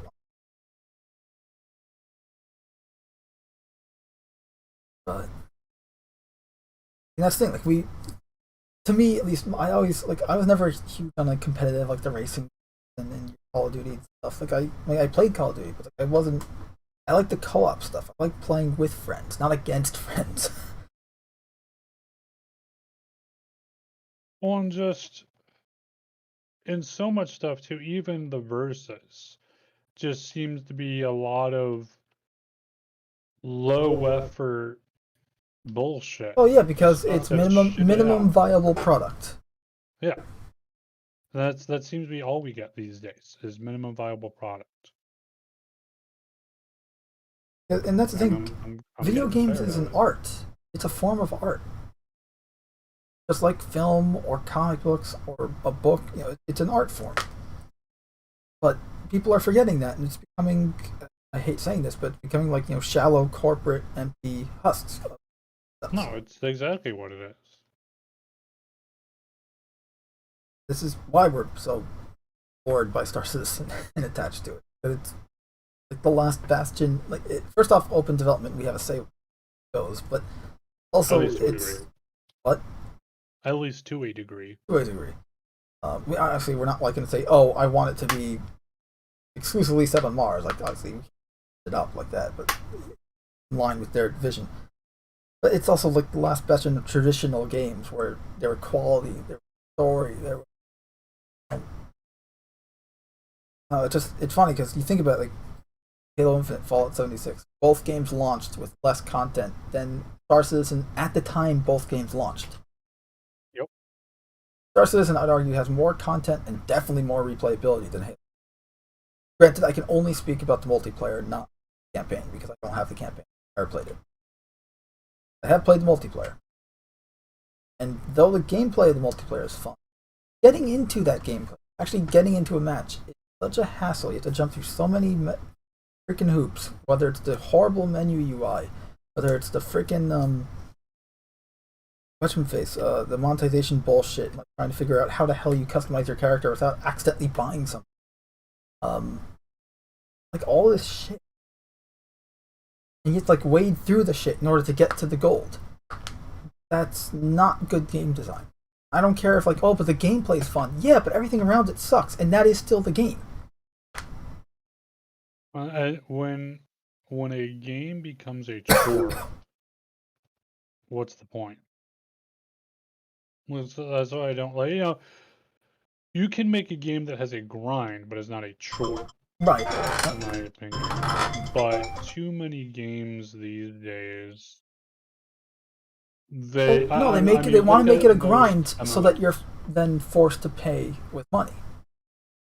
Well, exactly. It's a monetization of annoy the player so much that they finally give us their money, and it's like that is not good development. Oh. But the thing of it is that good development, this idea of making a product that people like and enjoy, seems to have gone out the window a long time ago. The very concept and the idea of making something and letting the quality speak for itself, just that concept has kind of gone the way of the dodo. Yeah. I mean, like how often have you seen something where it's good, like that? Look, I recently just played Terminator Resistance. Like I just played it for the first time. I did like a thing on Twitch with it, and I was expecting, okay, I heard a lot of good things about this game from Terminator fans, but like I completely forgot this game existed. It came out in 2019. I only heard about it again because of the DLC they just came out with it, and like, okay, I love Terminator. I want to play this game. Looks great. It was on Steam on sale. I played it and like, this is good. I mean, it doesn't do anything new, right? It's not like, oh, it introduces a new gameplay mechanic. Like, no, it's pretty much Fallout meets the Terminator franchise in regards to gameplay. Like, they're similar too. There's a lot of, it takes aspects from other games and then just mashes it together into a solid Terminator game. And that's the thing, is it's a solid game. It's not going to win any awards, but it's got a good story. Written, I think. It's fun. Like the FPS gameplay, which is the core thing of that game, I got addicted to it a little bit because they nailed the sound designs of the phased plasma rifles from the movies and everything. So it's like you're hearing that sound every time you fire. Like, of course you're going to continue shooting. Yeah. It's like, yeah. So like they really nailed it. It feels like this game was made by Terminator fans for Terminator fans, and it shows when you're playing. Like it, and I feel like that's a game that 10 years from now, like, yeah, it kind of already faded into obscurity because it's like a AA game. It is not a AAA game as far as I'm aware. But like in like a few years from now, we're probably, someone's gonna mention it, and it'll still be remembered as a good game. It's still gonna be. Like, you're not gonna have people that just completely forget about it and it'll never exist again or something. Yeah, like so many games. Like nowadays. It's a lot. I've heard a lot of people like put it up there along with Terminator Future Shock and Terminator Skynet. Those original Bethesda shooters from Terminator. I mean, how many Bethesda made back in the 90s, early 2000s. I don't know, but that's high praise for a Terminator game. Putting it up there with Future Shock and Skynet. How many Terminator games have there been? There's been a shit ton. Really? Yeah, but like most of them, granted, 75% of them have been like arcade games. Oh. Like arcade cabinets and stuff. But I gotcha. But or like, Game Boy games, that sort of like really simple, like reskin versions of other games. I think one of them's even a Doom clone. But really, in terms of like real console games and PC games, there's been, I want to say, like 10. There's been a few. Really? But none of them are good. Like, most of them are based around the movies, like the legitimate movie type, like a Terminator 3 insert title here, There's been like 3 of them, I think. Literally 3 all Terminator Metal Gear. 3 tie-in games. They made a Terminator Salvation tie-in game. That's what I think. And now we have this one, which is like, again, faithful to the lore and tie-in. Like, the story is pretty much like, here's T3, the real T3. It's set in the future, and you set up the events for the first 2 films. This way, Terminator 1, Terminator 2, and then Terminator Resistance all loop into each other. And the game itself loops back into the beginning of the game because of the end. So there's like a narrative reason for why you'd play again. Which I thought was clever. Like, they didn't need to do that, but they did. Meanwhile, you have games like Halo Infinite, which I hear the story is like, again, both are franchises with at least 20 years of, Terminator's case, 40, going 50 years of, but you have multi-decade old franchises with a shit ton of lore and everything behind them, and just pumped out essentially a typical first-person shooter, free-to-play bullshit. But it's the next Halo for Halo for the next 10 years, or whatever. The next Halo for 10 years. Live service nonsense. Good luck with that. And what I hate especially with the live service stuff is that it shows a almost inherent dishonesty, I think, in the product.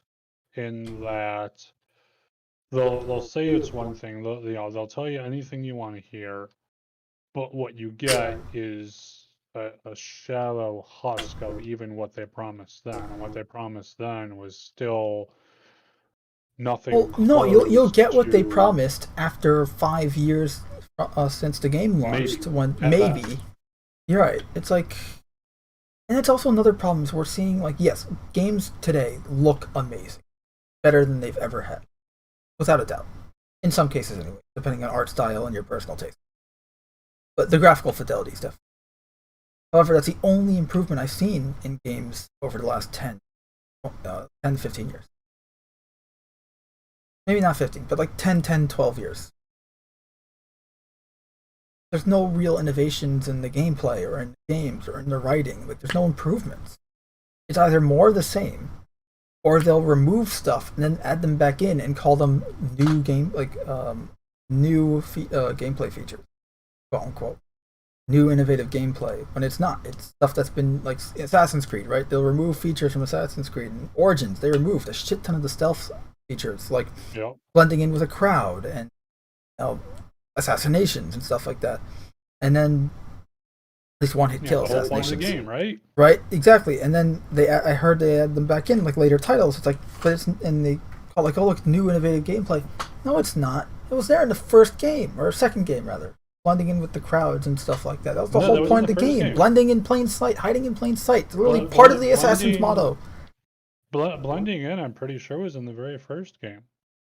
No, you're right. It was I think it was sitting. Was it sitting down on the benches?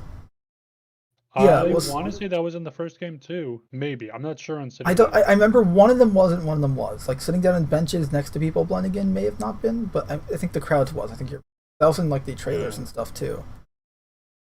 It's been years since I played the first, or any of them for that matter. I used to play them, but I haven't played them past 2 years. Really good. I need to play Revelation. That is definitely my favorite. Best story, beautiful send off to a fan favorite character, and the gameplay. Like, yeah, it's not as big or as spectacular as Brotherhood, but it refines the gameplay from Brotherhood and adds some new features. Yeah, you don't have the horse riding stuff from Brotherhood, or you don't have the weird puzzle stuff from Brotherhood, like to get secret armor. I mean, you do, but not in the same grandiose way. But like the core gameplay that is there is improved upon, and then you have like the bomb stuff, on like blood bombs. let's make a bomb that makes the enemy think that they're injured and freak out. Yeah. Like that, I love that that's a thing that you can just do in that game. Like, does it serve any purpose? Yeah, it kind of shocks them enough that you can just run at them and then kill them that way. But like, it doesn't serve any like feasible purpose other than like deception and the fact that you get to watch them freak out because they think they're bleeding out.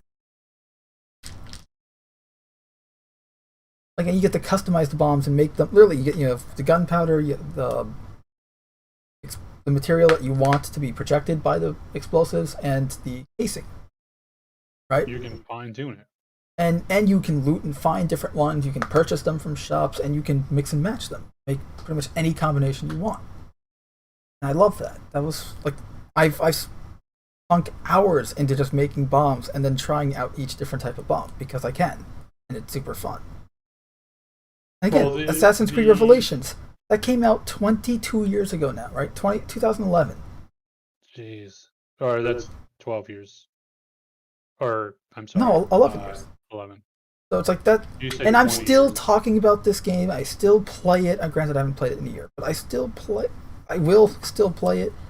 You know, Batman Arkham City. I play that for the first time in a while, and it's still a great story, still great gameplay. Again, that also came out, I believe, 10 or 11. Alien Isolation came out 2014. I played that annually. It's like the only things that none of these games have multiplayer. Change are the things that should stay the same, and the things that stay the same are the things that need to be changed. Yeah. I don't get it. Hell, you and I still play Halo, like the older Halo type. Yeah, because they're actually good. Yeah, CE, like I've been playing and modding CE for 20 years now. For almost 20 years. Combat Evolved. This game came out, what, 2001. 2001. So 21 years ago. 21 years ago in November 15th. But yeah, it's like, I mean, we just had the 20th anniversary of the game, not like 2 months ago. That's crazy. And it's still, because again, it's letting the quality of the product speak for itself. It's not hyping it up or anything like that. It's not like, oh, look at this game, look how you can do this, you can do that. It's just, you know, and yes, the downside of not hyping up the game is that, like, who's going to know about it, right? If there's no marketing. Like, that's, again, Terminator Salvation had, like, no marketing at all. So that's why no one really, or at least you don't really see a lot about it. But, you know, the game itself is great because, again, they let the quality of it speak for itself. Well, that's the thing, is that a lot of games these days have no quality whatsoever, No. Which is entirely intentional. Because they're all about making a quick buck rather than actually telling a story or showing a cool piece of art. Again, games are art. The reason why we're both so fond of video game characters rather than movie characters a lot of the time is because games can tell. I think games have an advantage in storytelling over a movie. They make it more personal. They make it more interactive. The fact that you are playing as that character, or you are playing alongside that character, makes it more personal than watching it movie. And that's just from like a writing and story perspective. It's not talking about the gameplay or anything like that. And that's the advantage that the game has over other forms of story. And that's, again, because games are art. You look at the Fallout games. And look at like some of the companions from the Fallout game. Right? You care about these characters. Why? Because you're there. You're affecting their life. You're really interacting with them. You know, if you had a Fallout movie, you know, like a movie based on Fallout 3, right? And you had a freaking Sharon, like the companion, the lone wanderer's companion in that game, in that movie. Like, you wouldn't feel the same connection as you would in the game. And say the movie's 1-to-1 with your playthrough or whatever. Because it's watching. It's the same reason like you watch someone play the game versus playing it yourself. Even if you watch someone play a game and then you buy that game and play it yourself, it's different than watching some. Even you know the story, you watched it from someone else's playthrough, but when you're experiencing it yourself, there's something different about it. You're the one experiencing it. You're now in the story. You're not watching someone else in the story. Yes. And that's just, again, that's games are an art form and currently dying. You don't see any of that shit in games today.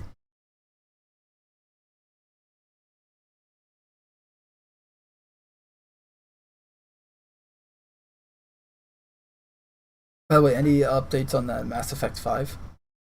Not a fucking word. Or Mass Effect 4. Mass Effect 4. Technically. Sorry, because supposedly it's using Unreal Engine 5. Yeah. Go Mass Effect 5 to remind me that but it's not Mass Effect 5. Although it would be the 5th game. Yes. If you include Andromeda. Boo. My face is tired. Ugh. What's worse, that or the eyes? The deadpan eyes that are just massive and like, it's just so creepy. Let's just leave it at yes. They're both equally terrifying. Yes. It's the combination of the giant deadpan eyes and then the face that is... Do you have any faith that they're gonna do a good story or anything with this game? Not really. I mean, because like it's not the same guys. I mean, as the companies always say, supposedly they're gonna go and do it good this time around, and it's gonna be better, and blah blah blah blah blah. Mass Effect Andromeda, and okay, I hear what you're saying. However, put your fucking money where your mouth is. Look at their track record, right? Because I doubt it's the same team. Look, I could be wrong. I have no idea. I don't follow BioWare or anything like that, but I doubt it's the same team behind Mass Effect, like the original trilogy and this new one. Well, what originally happened with it was the team behind Mass Effect 1, 2, and 3 was pulled off from Andromeda. They had a team that had only ever handled DLC then in their in the lead for Andromeda. Then there were a whole bunch of other fucking issues and bullshit that happened. Apparently. Wait, wasn't that team supposed to be the same team that was working then on Anthem? Like, we pulled the main team off to go work on Anthem, and then we got Anthem. Shit show. Yeah, that was the team. They pulled everyone else off of everything else to go and work on Anthem, and then of course Anthem turned out to be utter shit, and it's just like, fucking surprise, bitch. But yes. Absolutely. And then supposedly what I really find funny with it all is that supposedly with Anthem, they had been working on a major update for it, like to go and fix like address all the major issues. For what, for Anthem? Oh yeah, that was going to be like Anthem Beyond or Anthem 2.0 or... Yeah, exactly. That then got killed. And they pulled their teams off of theirs supposedly to go and work on the next Dragon Age and Mass Effect, which is it's like, okay, we're coming full circle, but again, you had your A teams, your supposed A teams on a specific product, and that product flopped horribly. So, what guarantee, what reason do we have to believe at all that this time will be any different? Considering your last two major products were complete and utter flops. You have all kinds of excuses and reasons for it, which might even be good ones. However, that still doesn't go and change it doesn't change the reality of the situation, which is flop twice in a fucking row here. Yep. We have zero reason to believe anything you say. Now, if they go, and don't get me wrong, if they do go and manage to put out a good product, I'll be the first one going, yes, congratulations, good job. Finally, we get something here that's good again. But you got to prove that to me. I have every reason to disbelieve anything you say in terms of the content you will put out and the level of quality Look, it has. words I are have cheap, every reason to disbelieve show you. don't tell, right? Yeah, exactly. Words are cheap, show don't tell.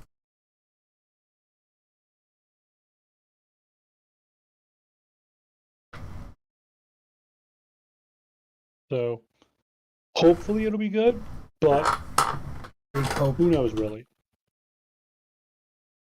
No, I would truly, I would love nothing more than another good Mass Effect game. Because Mass Effect 1, 2, and 3, in terms of an RPG, in terms of the game in general, was wonderful to play. I loved them. They had great characters, great content, great storylines. Just they were good. You know, not no, and I will say they didn't. I won't pretend they didn't have problems, didn't have bugs and issues and glitches and stuff like that. Sure, they did. But at the same point, generally speaking, they still did very well. And I'd like to see that progress continued. But who knows if And that supposedly, actually this Mass Effect 4 would follow Mass Effect 3, like not like Andromeda, where it takes place in another galaxy. It's following. But you know, some of the similar characters. I do believe that Mass Effect 4 is in the same universe, you know, in the same setting as Shepard and all of that. It's in the main set, and it's after, I believe, it is after the events of Mass Effect 3. To which I'm like, great, and it's like, also too, for me, I am absolutely fine with EA, BioWare, whatever, going and putting out a statement, let's say, that essentially says, hey, here is the here is what we're saying is canon. Whether that's Shepard lives, Shepard dies, symbiosis, destroy, whatever. I am perfectly fine with them going and saying, hey guys, we're going to set a canon choice for what Shepard chose. I'd be fine with that. It would be cool at the same point if they went and made it so that you could like import your save from Mass Effect 3 Similar to and Mass go Effect that 2 to way. Mass Effect 3, right? But especially for so many reasons, you would either have to go and either invalidate a lot of things, or you would have to go and, you know, if it was just importing, i.e., you still, you know, your choices still matter, your choices still have differences, it would still require just a whole lot of work there to make that idea, that functionality. But you can make the argument they've Actually done it before, previous game. Oh yeah, it's Because been they've done that, like, but... where, was it Mass Effect 1 and 2, or 2 and 3, where yeah, your choices... well, Mass Effect 1 to Mass Effect 2 and Mass Effect 2 to Mass Effect 3 all had you going and importing your save. Right. So essentially, your character from Mass Effect 1 can be the same character in Mass Effect 3. Like, all the same choices you made. Now, that being said, one thing I really did not like was that in Mass Effect 3, the way they culminated a lot of this stuff, a lot of these choices that you made, was that they essentially said, oh, hey, you helped this one person, or this one person survived, or said they're indebted to you, whatever. Because of that, we're going to go and have that person show up in an email you get, and then after that email, it adds X number of points to your galactic readiness level. That was what everything boiled down to, was this galactic readiness level. And I was just kind of like, really? That's that's how everything ties in. It just kind of felt like a bit of a cop out to me in that, oh, this person sent you an email and said they will pay back their debt by helping the Crucible project. And it's like, okay, however, that's it. Come on. What do you fucking do, right? What do you do? Yeah. It felt like a cop out, which it was, in my opinion, for a lot of things. But beyond that, that's honestly my biggest gripe, I would say, with Mass Effect 3 is just that they tried to go and take so much and boil it down to this galactic readiness level. So except for that, everything else was pretty good with it, in my opinion. In terms of, like I said, in terms of story, in terms of plot, characters, etc., most stuff was pretty darn good. And that's the kind of stuff. And it's like same with like Bethesda. There's so much that Bethesda has done well. It just seems like nowadays they throw out all the stuff they did well and they change that while keeping the stuff they did bad. And it's just like, what are you guys doing? Come on. You guys are better than this. You guys have shown and proven you are better than this. Now, please do better. It's such an asinine response, but it's the most accurate one right now. It's not like, oh, be better because X, Y, Z. It's be better because you are literally declining in the quality of your. Yeah. Your art form is dying. And it's like I said, we've seen so much better from Bethesda and so many other companies. And yeah, products change over time. And also too, one thing too is that for at least for some game companies, like for Halo Infinite, for example, to some degree, and I won't give them a full pass on it, but to some degree, we are no longer the target audience. No, okay, we being Halo fans, and I can understand that. However, at the same point, I think there is at least some arguments that there are a lot of objectively bad things, bad choices done in the game and the game design they're putting out. And just going, well, it's just not your cup of tea. That only covers so many sins here. A skill issue, Kim. Like just the fact that, oh hey, all customizations are hidden behind microtransactions. It's like, what the fuck? That's garbage. Come on. Eventually, we'll look at more that thing up here because I want. Coolios has a lot already. Coolios has a lot to say about it too. Actually, more. He's been playing it consistently. Okay. Whereas I have not. And how dare you? Or should I say, traitor? Betrayal.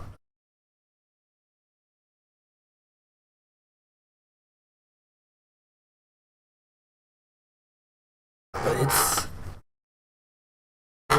it just Halo Infinite kind of the gaming industry as a whole, the AAA game. So whenever you see AAA now, it means bad product. Yeah, bad product, not it's good. Like, people see AAA stuff, and it's like, and what's worse is it's like these are franchises that used to, their name used to mean something, and these companies expect, well, we can at least milk out another 2 or 3 sequels until people catch on that we're just pitting random fuck out and not actually doing anything. And it's like, I mean, literally, people are just asking, be a little bit better than your average Call of Duty fucking clone. That's the thing. At the end of the day, we're just dealing with either clones of existing things, right? Or we're dealing with, just a decline. Because we can't even call it stagnation, because stagnation implies that it's the same. It's just more of the same, right? The same fucking thing over and over. But this is worse. Again, they're removing features. Then they add it in, they'll add it back in after a sequel or two later and call it new innovative gameplay. And you're just, again, you're quote unquote progressing back to where you were after regressing.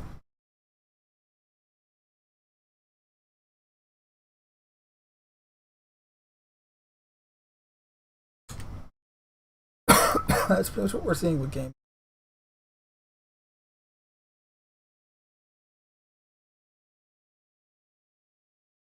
But yeah. Victor's in the chat.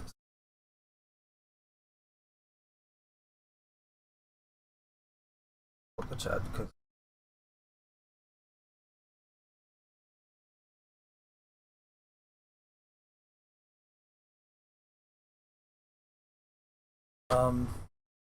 Victor's saying, talking Halo, I recently played the campaign and I'm extremely annoyed with it. It has potential, but needs to be more realized. That bloody sucks in my opinion. No sense thematically and narratively. Yeah, and again, because they don't care about writing. They don't care about the story. They don't care about the actual fact that a video game is art and needs to have a narrative match that of everything else. They just care about how much they can nickel and dime you. Zero effort put in to making the product. Minimum viable product. You throw some fucking paint on it. You throw in a couple of cutscenes, and there you go. There's your game. And if the content sucks, well, hey, don't worry. You got your fucking money. And also, Victor, you were telling me that the game's very much like the characters in the game are very caricature versus a character. This is naivety in the form of a character. This is annoying in the form of a character. Like those aren't characters. And as we've seen, it seems a lot of so-called writers are unable to write characters at all. Look, I don't often say, "Oh, I can write this better." Like, I feel that confident in my writing abilities. But when I do feel confident I can write something better than them, that is not good. Because at best, an amateur writer. Best. Like, I've never actually written anything for anyone. That. Roleplay things here and there, and I've done my own Transformers continuity stuff, but I haven't actually written official. I haven't published anything. So you've done the shitty fanfics, huh? Yeah, it's shitty. Don't lie. I mean, Victor's building one in our Discord too, so cheeky breaky. But it's just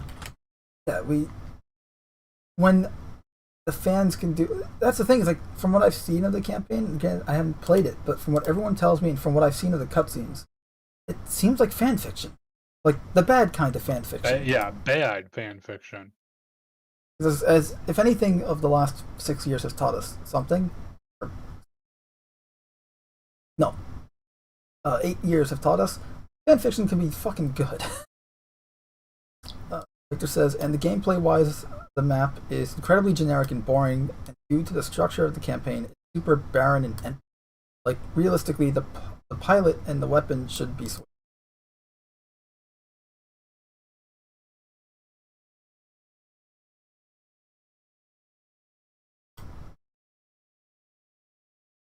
I mean, everyone, look, Halo Infinite's supposed to be the spiritual reboot of the franchise, and I guess they rebooted it, but in all the bad ways.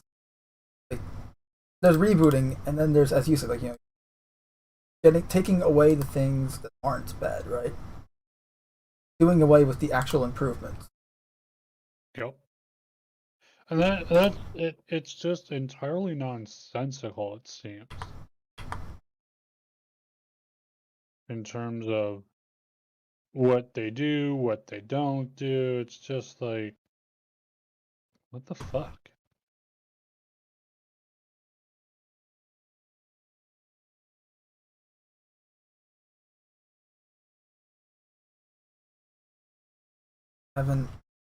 Honestly, I remember thinking, hey, look, if the game is eventually completed it's on sale, we can pick it up and play it together. But honestly, I'm not even sure I want to at this.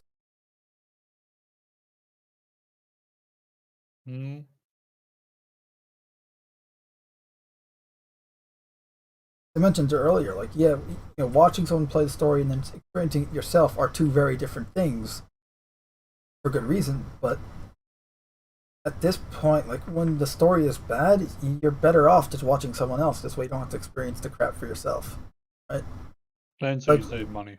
Yes, that too. Like, that's the thing too, is we're being charged more and more for less and less. Mm-hmm.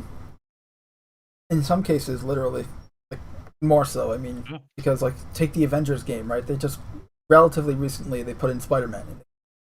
That Square Enix Avengers game. They put in Spider-Man, but he's only for the PS2 and for the PlayStation consoles. I mean, PS4, PlayStation 5, you can get Spider-Man. If not, too bad. So it's not like, oh, you're paying the same for more with the PlayStation. No, you're paying the same price for less. That's the PlayStation. You're buying on PC now. You're paying the same for less. It's not the same game. You're getting more if you have on PlayStation. And Spider-Man, the flagship character of Marvel.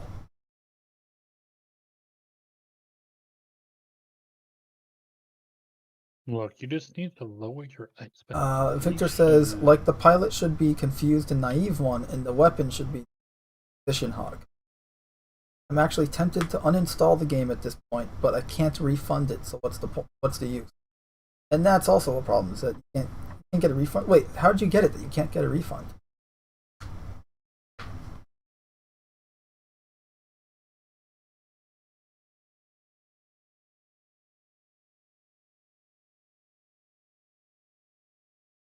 Look, first of all, don't ask questions. Second of all, don't ask questions.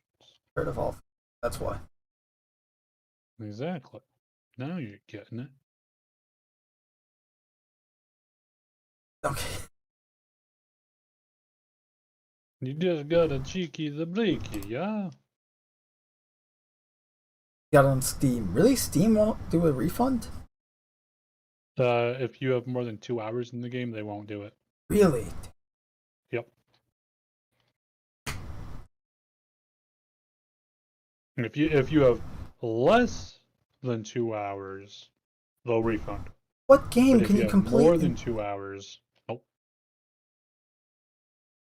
But that could be an issue because, like, I've heard of some games that, for example, let's say if the game has a launcher, so it's like, okay, I load the game starts a launcher, then it downloads in the launcher. Hey, guess what? You spent that 2 hours downloading. Right, because that counts as the playtime according to Steam. Yeah. No, that's absurd. 2 hours? That's crazy. Oh. This is why I'm so fucking cheap when I'm looking for games to. I mean, on one hand, though, and it does depend on the game.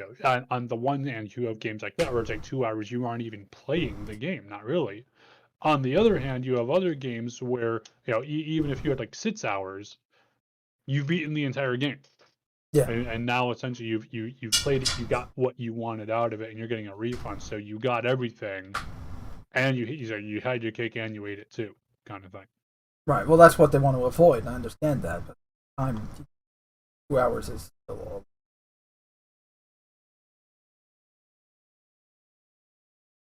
Especially since most games, especially today, try to aim for longer and longer playtime.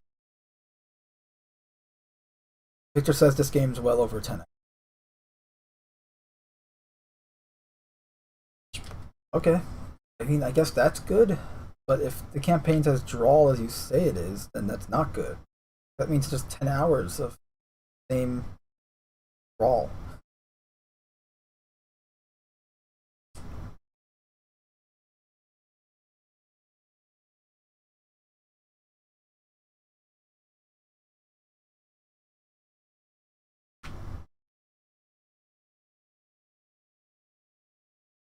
But yeah, I think we can actually go on for hours on.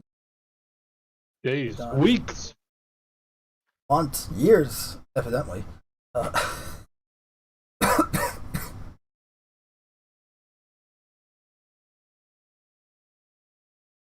Time we put it down. Unless you have a different topic. Nope. Oh, and that.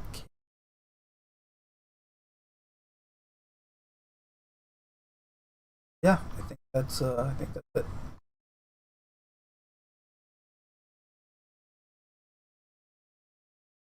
I haven't been keeping up with all the freaking last week. Victor says it's also really boring with the same Washington environment all over the place. Yeah, I've heard that because Halo Infinite's campaign is it's essentially the entire campaign built around the level. Imagine the entire campaign's built around the level Halo. Or it's just that same environment with the same objectives. That's pretty much already.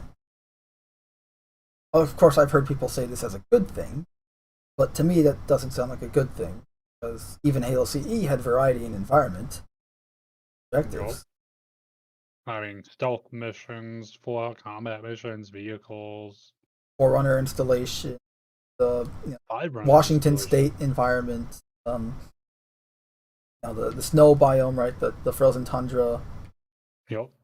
Whatever the hell environment was, the cliffside, right? The desert cliffside from Truth and Wreck. I think there's a bot in our chat right now. Like the fact that you have all these different environments in the first game, and then that was a continued thing. Like take Halo 3, right? Had Africa, right? The Savannah. Or Halo Reach, even. You got the Washington State area from the beginning of the game, right? Winter Contingency. Then later you get some snowy areas with Sword Base. Then you had obviously the space battle with the Covenant ship and along the Solace. The Mesa and Watch Face and Tip of the Spear. The human industrial environments.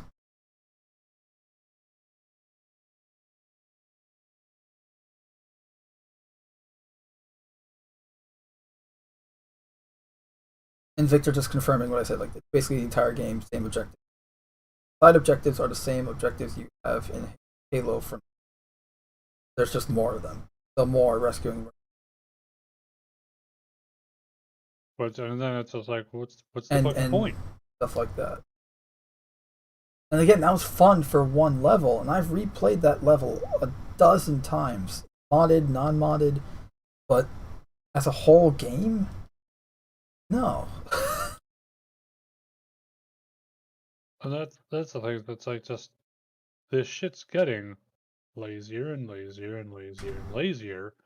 And as you've said, sometimes they'll trot out a mechanic they removed. And you're like, look at this great thing. It's like it's literally the same shit you ripped out before. You slapped a coat of paint on it and expect to be lauded as though this was an original thing, and it's not at all. Come on. We need like a clip of Jeff Goldblum from Jurassic Park where he's like, you slap a price on it and then you sell. It's like slapping the desk. Like, that's pretty much what they're doing. Except, they're not making dinosaurs. Some shit like that. But are they not making dinosaurs? I mean, they kind of are. It's...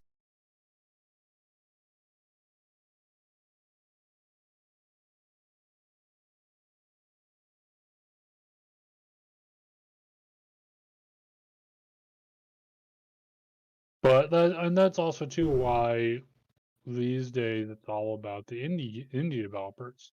No one else is bothering to actually go and even it seems play their own fucking their own games.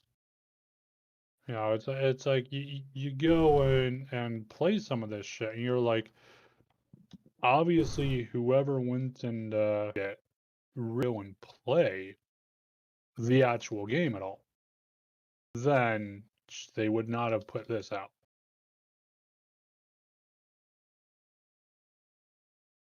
Victor Wolfgang says, remember the 90s and early 2000s when AAA games experimented all the time? Yeah, we were just commenting on that like half an hour ago. The good old days. The good old days, because we're fucking old enough to remember them. I remember when the PlayStation 2 came out, and that was big, like the cool thing. And then you had all these games. Like, you ever heard of a game called Metal Arms Glitch in the System? yes.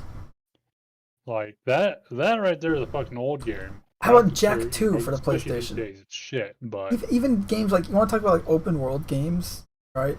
Jack 2, back on the PlayStation 2, and I don't even remember what freaking year. The olden days. You had, essentially it was like, think GTA, but with like a cyberpunk style, like setting in over it. You had hover bikes and stuff, and the mechanics for gameplay for the hover bikes was amazing. Stuff, and you get all this gameplay that, looking back at it today, and it was a platformer too, which is, look at it today, it's like, man, why the hell can't people make a game like this again? Like, the fact that I have to think that, or say that, like, why can't we have a game like this again? Not because, nostalgia, or, the retro style or whatever. No, because the gameplay, or the story, or the world, or whatever it is, for whatever game, the fact that they're not as good is already bad. As we were mentioning earlier, like, take Assassin's Creed from 10 years ago, or 12 years ago, and then compare it to Assassin's Creed today. Now, contest which one is better, which one has more replayability. And that's another thing too. Is to me at least, replayability is a huge factor, just as rewatchability in a film is a huge. If I can't enjoy replaying it or rewatching it, then what exactly? It's like one and done. If you only ever play it once and that's it, like, that's not worth $60. No, it's not worth buying permanently. Period. That's not worth a purchase. That's worth a rent. Okay, I rented it, I played it, that was it, right? You purchase it because you want to be able to own it and play it as much as you want, as often as you want, whenever you want. That's the whole point of purchasing something, right? That's yours to do as you wish.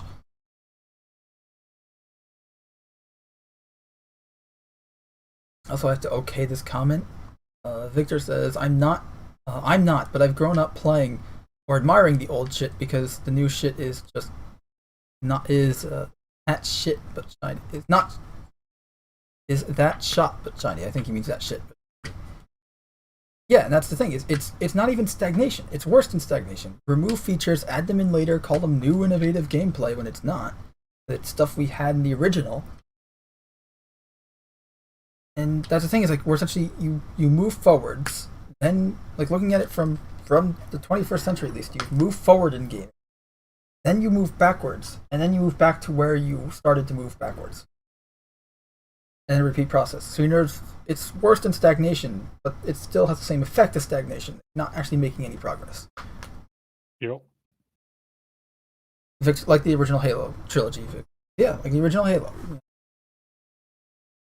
Again, all three of us here have been playing, or at least have been playing the original Halo CE, for as long as we've been playing games. Some of us here are old enough to have played it when it came out, others not, but it's unfortunate. Like, you watch the industry die in front of your eyes like that. Watching an art die. At least in the mainstream. Again, you have the indie games and stuff. You have guys like Star Citizen, and other indie titles that are actually doing something impressive and innovative. They're actually trying. They're breaking out of the box, experimenting. But that's not what you're getting with the mainline games. That's not what you're getting with all these games that now have cult followings, fans, and have become franchises. And because of that, you're seeing the franchises effectively killed because of it, as a result.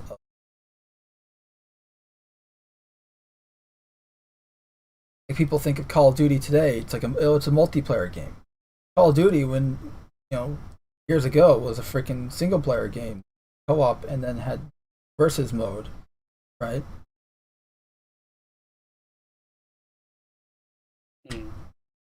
People used to play Call of Duty because of the single player, because of the campaign, all the set pieces and action, FPS action there. Freaking Call of Duty of all games. But now it's what you'd refer to as a Twitch shooter. Run around like a headless chicken, just shooting anything that moves, no skill required.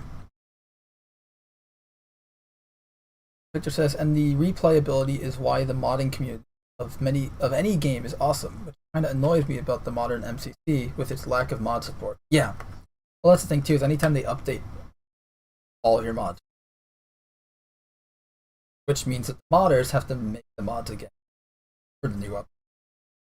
Essentially, you know what happened with Skyrim, the new Skyrim cam? Yeah. That, but every time there's a new update.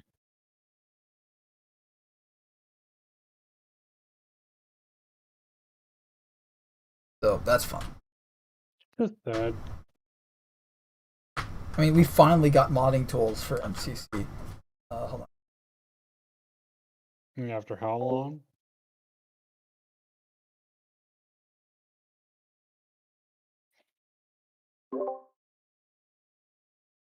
Sorry about that. No, so it's, like we got Halo modding tools for 1, 2, and 3 for the original trilogy, but we didn't get modding tools for Reach, for ODST, or for 3, or for 4. I mean, sorry. You can use fan-made modding tools, but like assembly, which is great, but they're limited.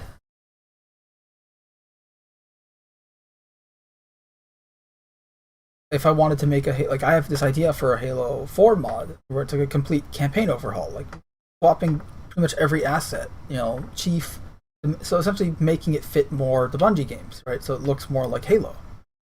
Yeah.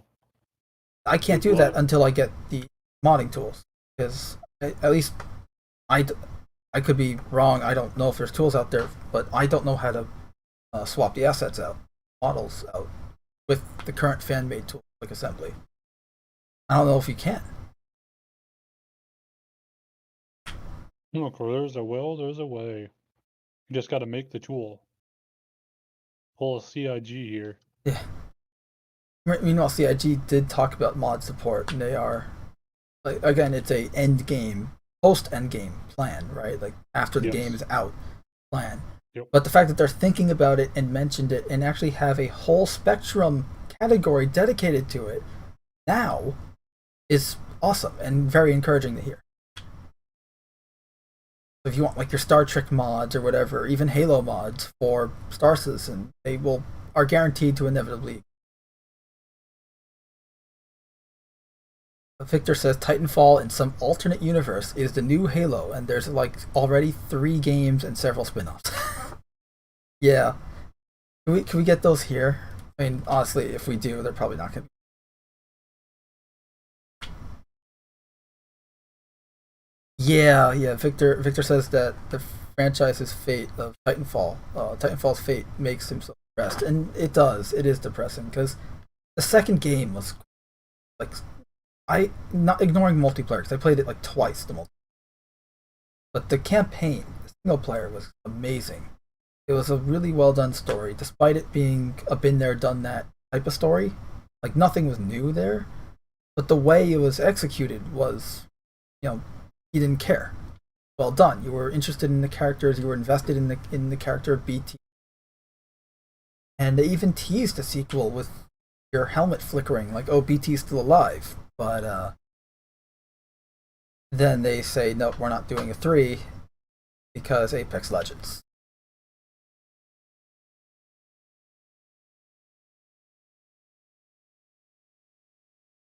I know like some RTX thing or GeForce NVIDIA thing, whatever, leaked a bunch of games listed that would be supported or something in Titanfall 3 was one of them, but it turned out not to be true or something. I don't even nor do I care. I doubt it's true. As you heard about how the multiplayer was literally murdered by one man and his horde of bots? Yeah, the hacking.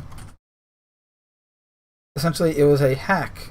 So yeah, we covered it a few months ago, like the initial hack. Like, hey, they wanted to tell Respawn and EA, your security sucks. Improve it by showing them their security sucks, and Well, I thought they had told them first they were ignored.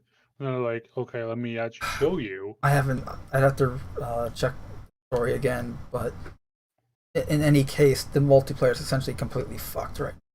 If you were enjoying the Titanfall 2 multiplayer or Titanfall 1 for that matter, kind of dead now anyways.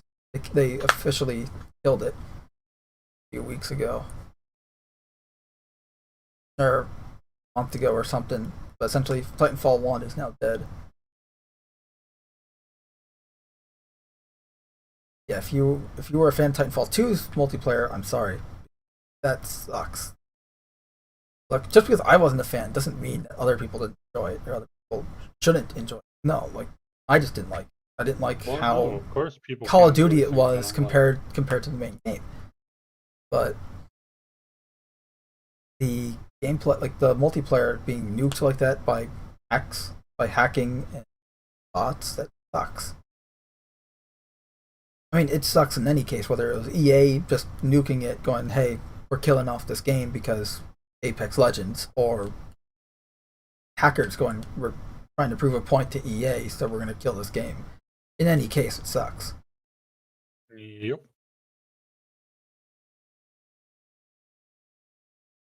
Hell, even Titanfall 2's the multiplayer menu, not the main menu, the multiplayer menu, fucking shit. It's up there with one of the worst game menus.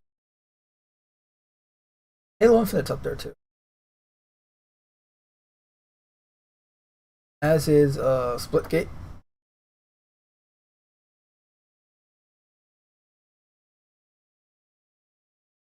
When you make your menu, confusing, the first thing any player loading up the game will see, that is just, how do you fuck that up? Well, it seems to fall into what a lot of companies are doing nowadays, in that, oh, hey, there's an exploit in our games. Instead of just fixing it, we're just going to go and shut it down. If it can't be under our control, no one can have it.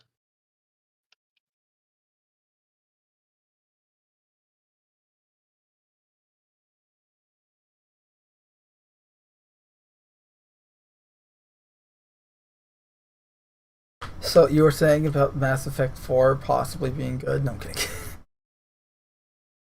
After everything we just mentioned, because this is all still EA, you know, responding to EA.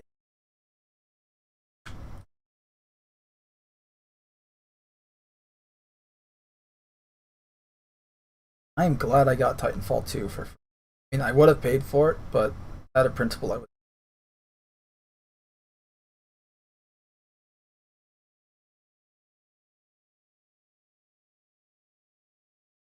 You've been enjoying that Force Switchface Jedi Fallen Order 3 on Origin.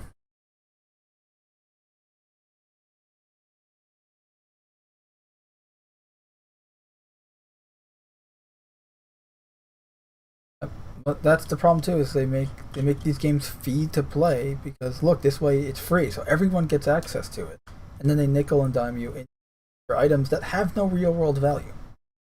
You know, the game has real world value. Items in that game do not.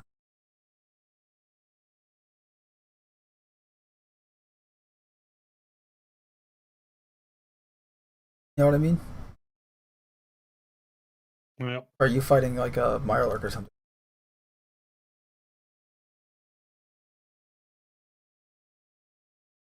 Game items in a game, you know, like, oh, this Halo Infinite skin or whatever the fuck. That doesn't have any real world value. You can't do anything with it. A game has real world value. That's why you used to pay for the game.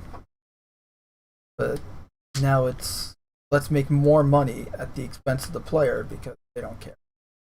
Well, it's almost funny too, because it seems like with some of this stuff, it's like, hey, we made a game.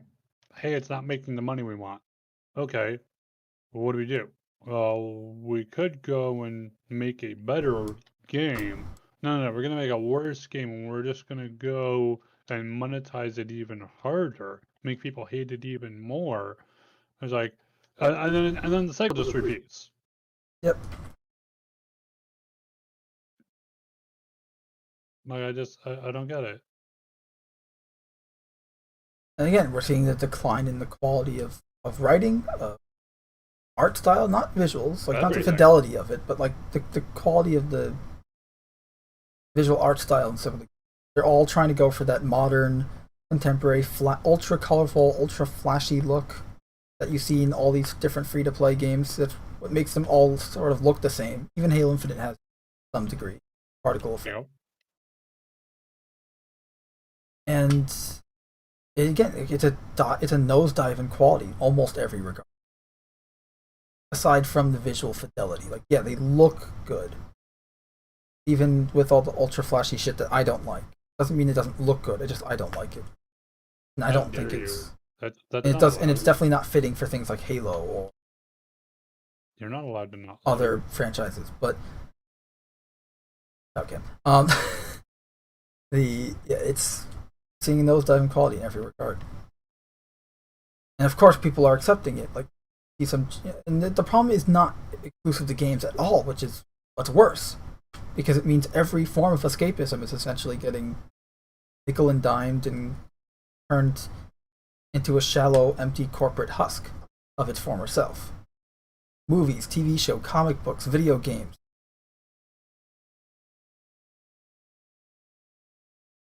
Look, you just radio shows, if they still existed, I'm sure would also be affected.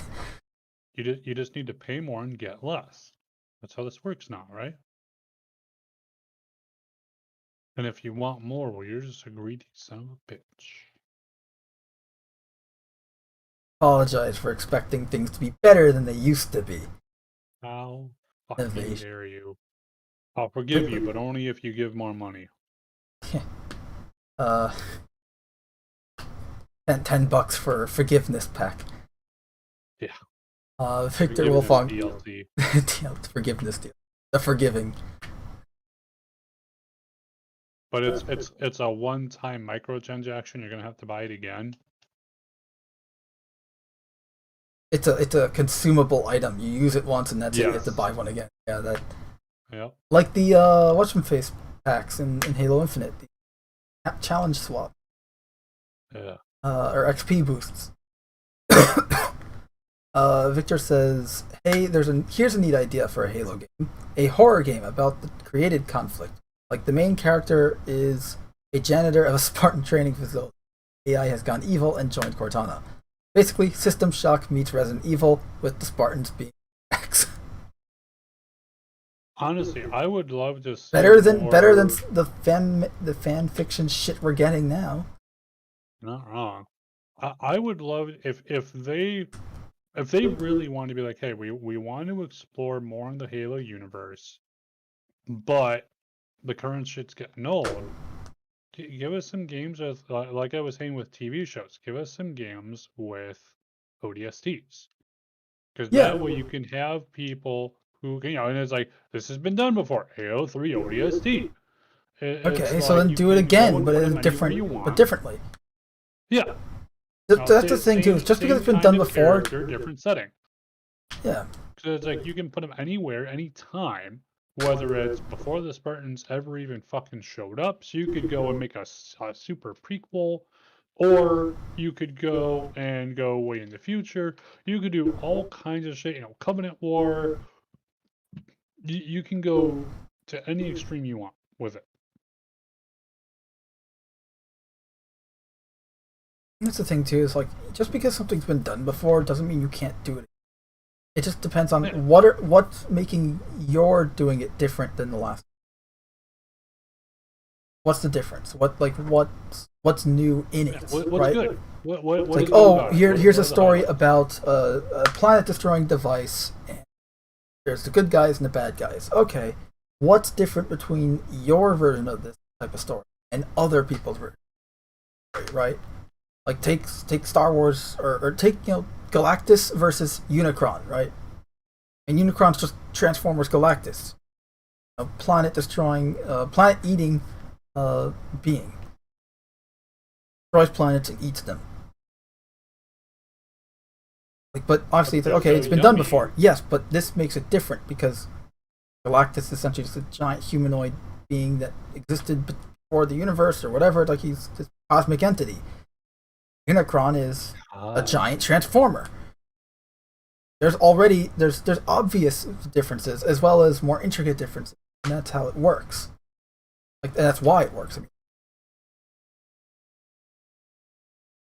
now I'm not saying you have to, every idea you have has to be based on someone else's like original concept, but the whole it's been done before, so it can't be done again ever. No, because what if you try doing something? Is say, okay, it's been done before, but I can do it better, right?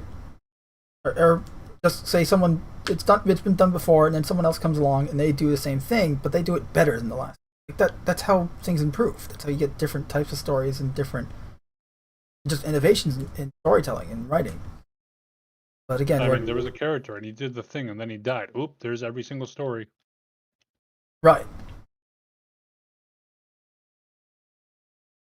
Like how, the hero's journey, as they call it, like is in almost every story.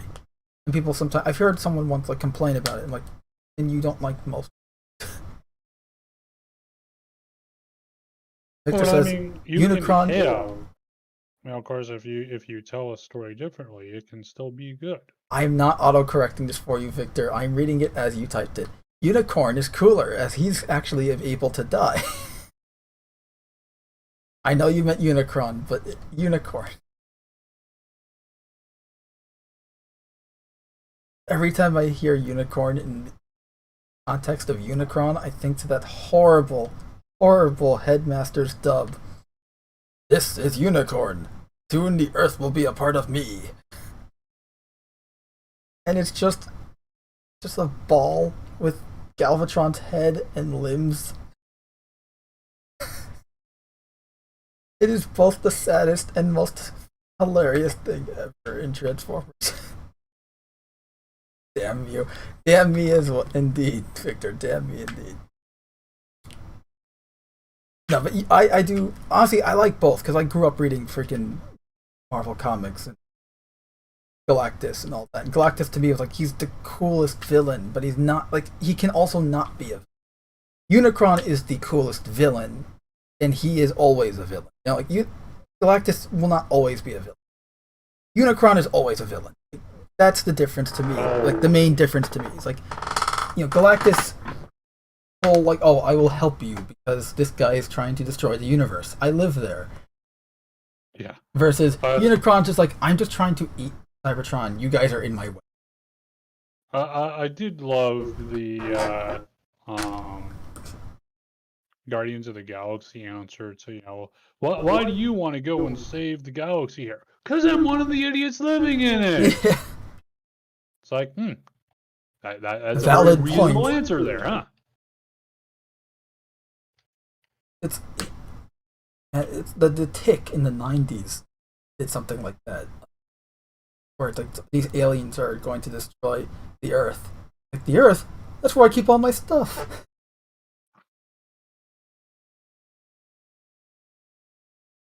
He destroys the Earth. No more sandwiches. He's gonna pay. All right, the city. Tell me where. Don't Threaten Me was a good time. Victor says that janitor of a super soldier training facility that's taken over by a rogue AI sounds like a really fun game. Actually, yeah, it doesn't even have to be freaking Halo. You can that's a good formula for really maybe replace super soldiers with robots or like super soldier robots or something. You know, if we're doing like not Halo version of it. And this way you can have the AI take over the robots. This way what are supposed to be these highly advanced combat droids, right, that are supposed to be on your side are now working for the enemy and you have to sneak past it. You have yourself a really good horror game.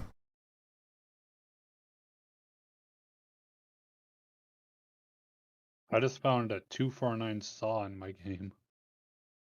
Are you still using that 72 round DMR? No, honestly, I haven't really used that at all. I've been mostly using other shit. Victor says, basically the armor is trying to kill you, but the guy inside is still alive and trapped. Oh boy. Which also, yeah, that could also add to the horror element they don't want to kill you. They're trying their best not to kill you. However, their argument is a bit void at the moment. Oh, that's a more okay. creepy and horror-like concept. Yeah, and that's the thing. Is like that you got the double horror, right? Like, the people trying to kill you are not actually trying to kill you; they're victims. So, like if you were to take them down, right? You would be taking down essentially a victim. You know what's really interesting?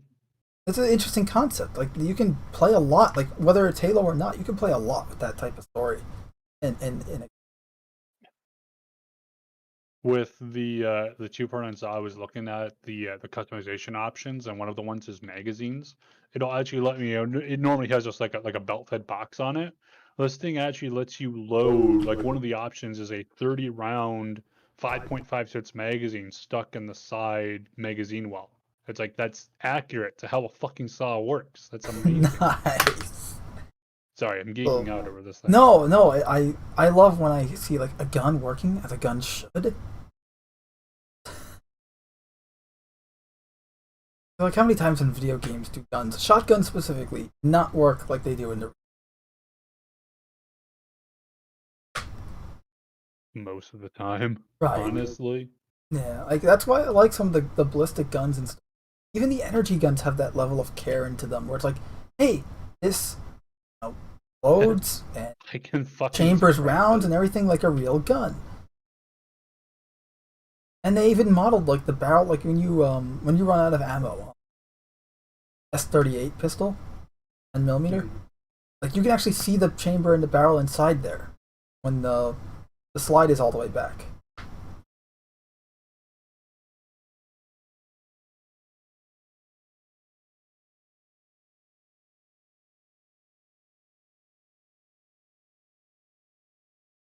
Victor says the armor is moving in ways the person inside shouldn't. So during is the guy inside the armor that's chasing you, screaming in agony. Oh boy.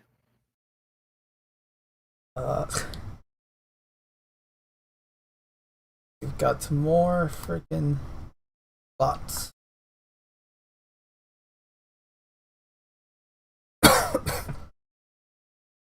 We can easily just come up with a bunch of different or a game concepts, whatever franchise or just brand new things.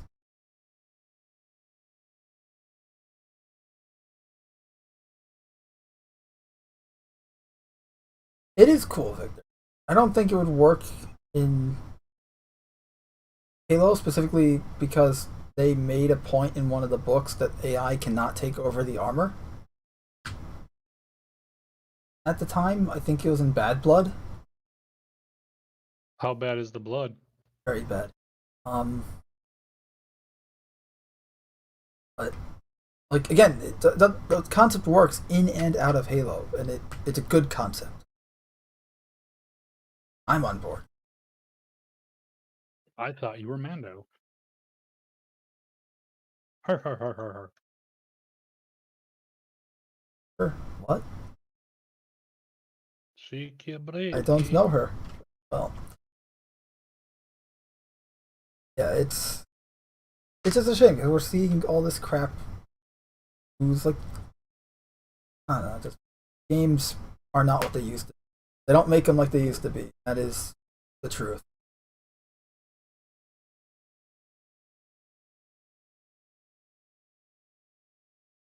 On that note, I think we should call it just because. Haven't we said we're going to call it like fucking 4 times now? We Make said up your so. mind. We said so like an hour and a half, 3 hours now. Exactly. It feels like we had to fill our 3 hour quota. Anyway. There's a quota? Why didn't anyone tell me? I think I'm gonna play some Terminator with Twitch after. Dominator. Yes. That's what I was well. But I'm gonna play as a Terminator. And that's what's cool, is that they let you play as a fucking Terminator. But what if I am a Terminator? P800, Cyberdyne Systems Model 102. That's the model you play. Blakey, That's the model you play. Not the model. You know, Arnold Schwarzenegger's likeness is probably fucking expensive. Probably. Just slightly. Only a little. Just slightly. That's the T. But you know what? I'm kind of glad that they did, because it gives more spotlight to Franco Colombo, who played the Cyberdyne Systems Model 102 in T.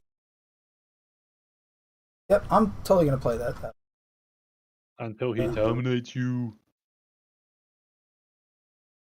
Need your clothes, your boots, your motorcycle.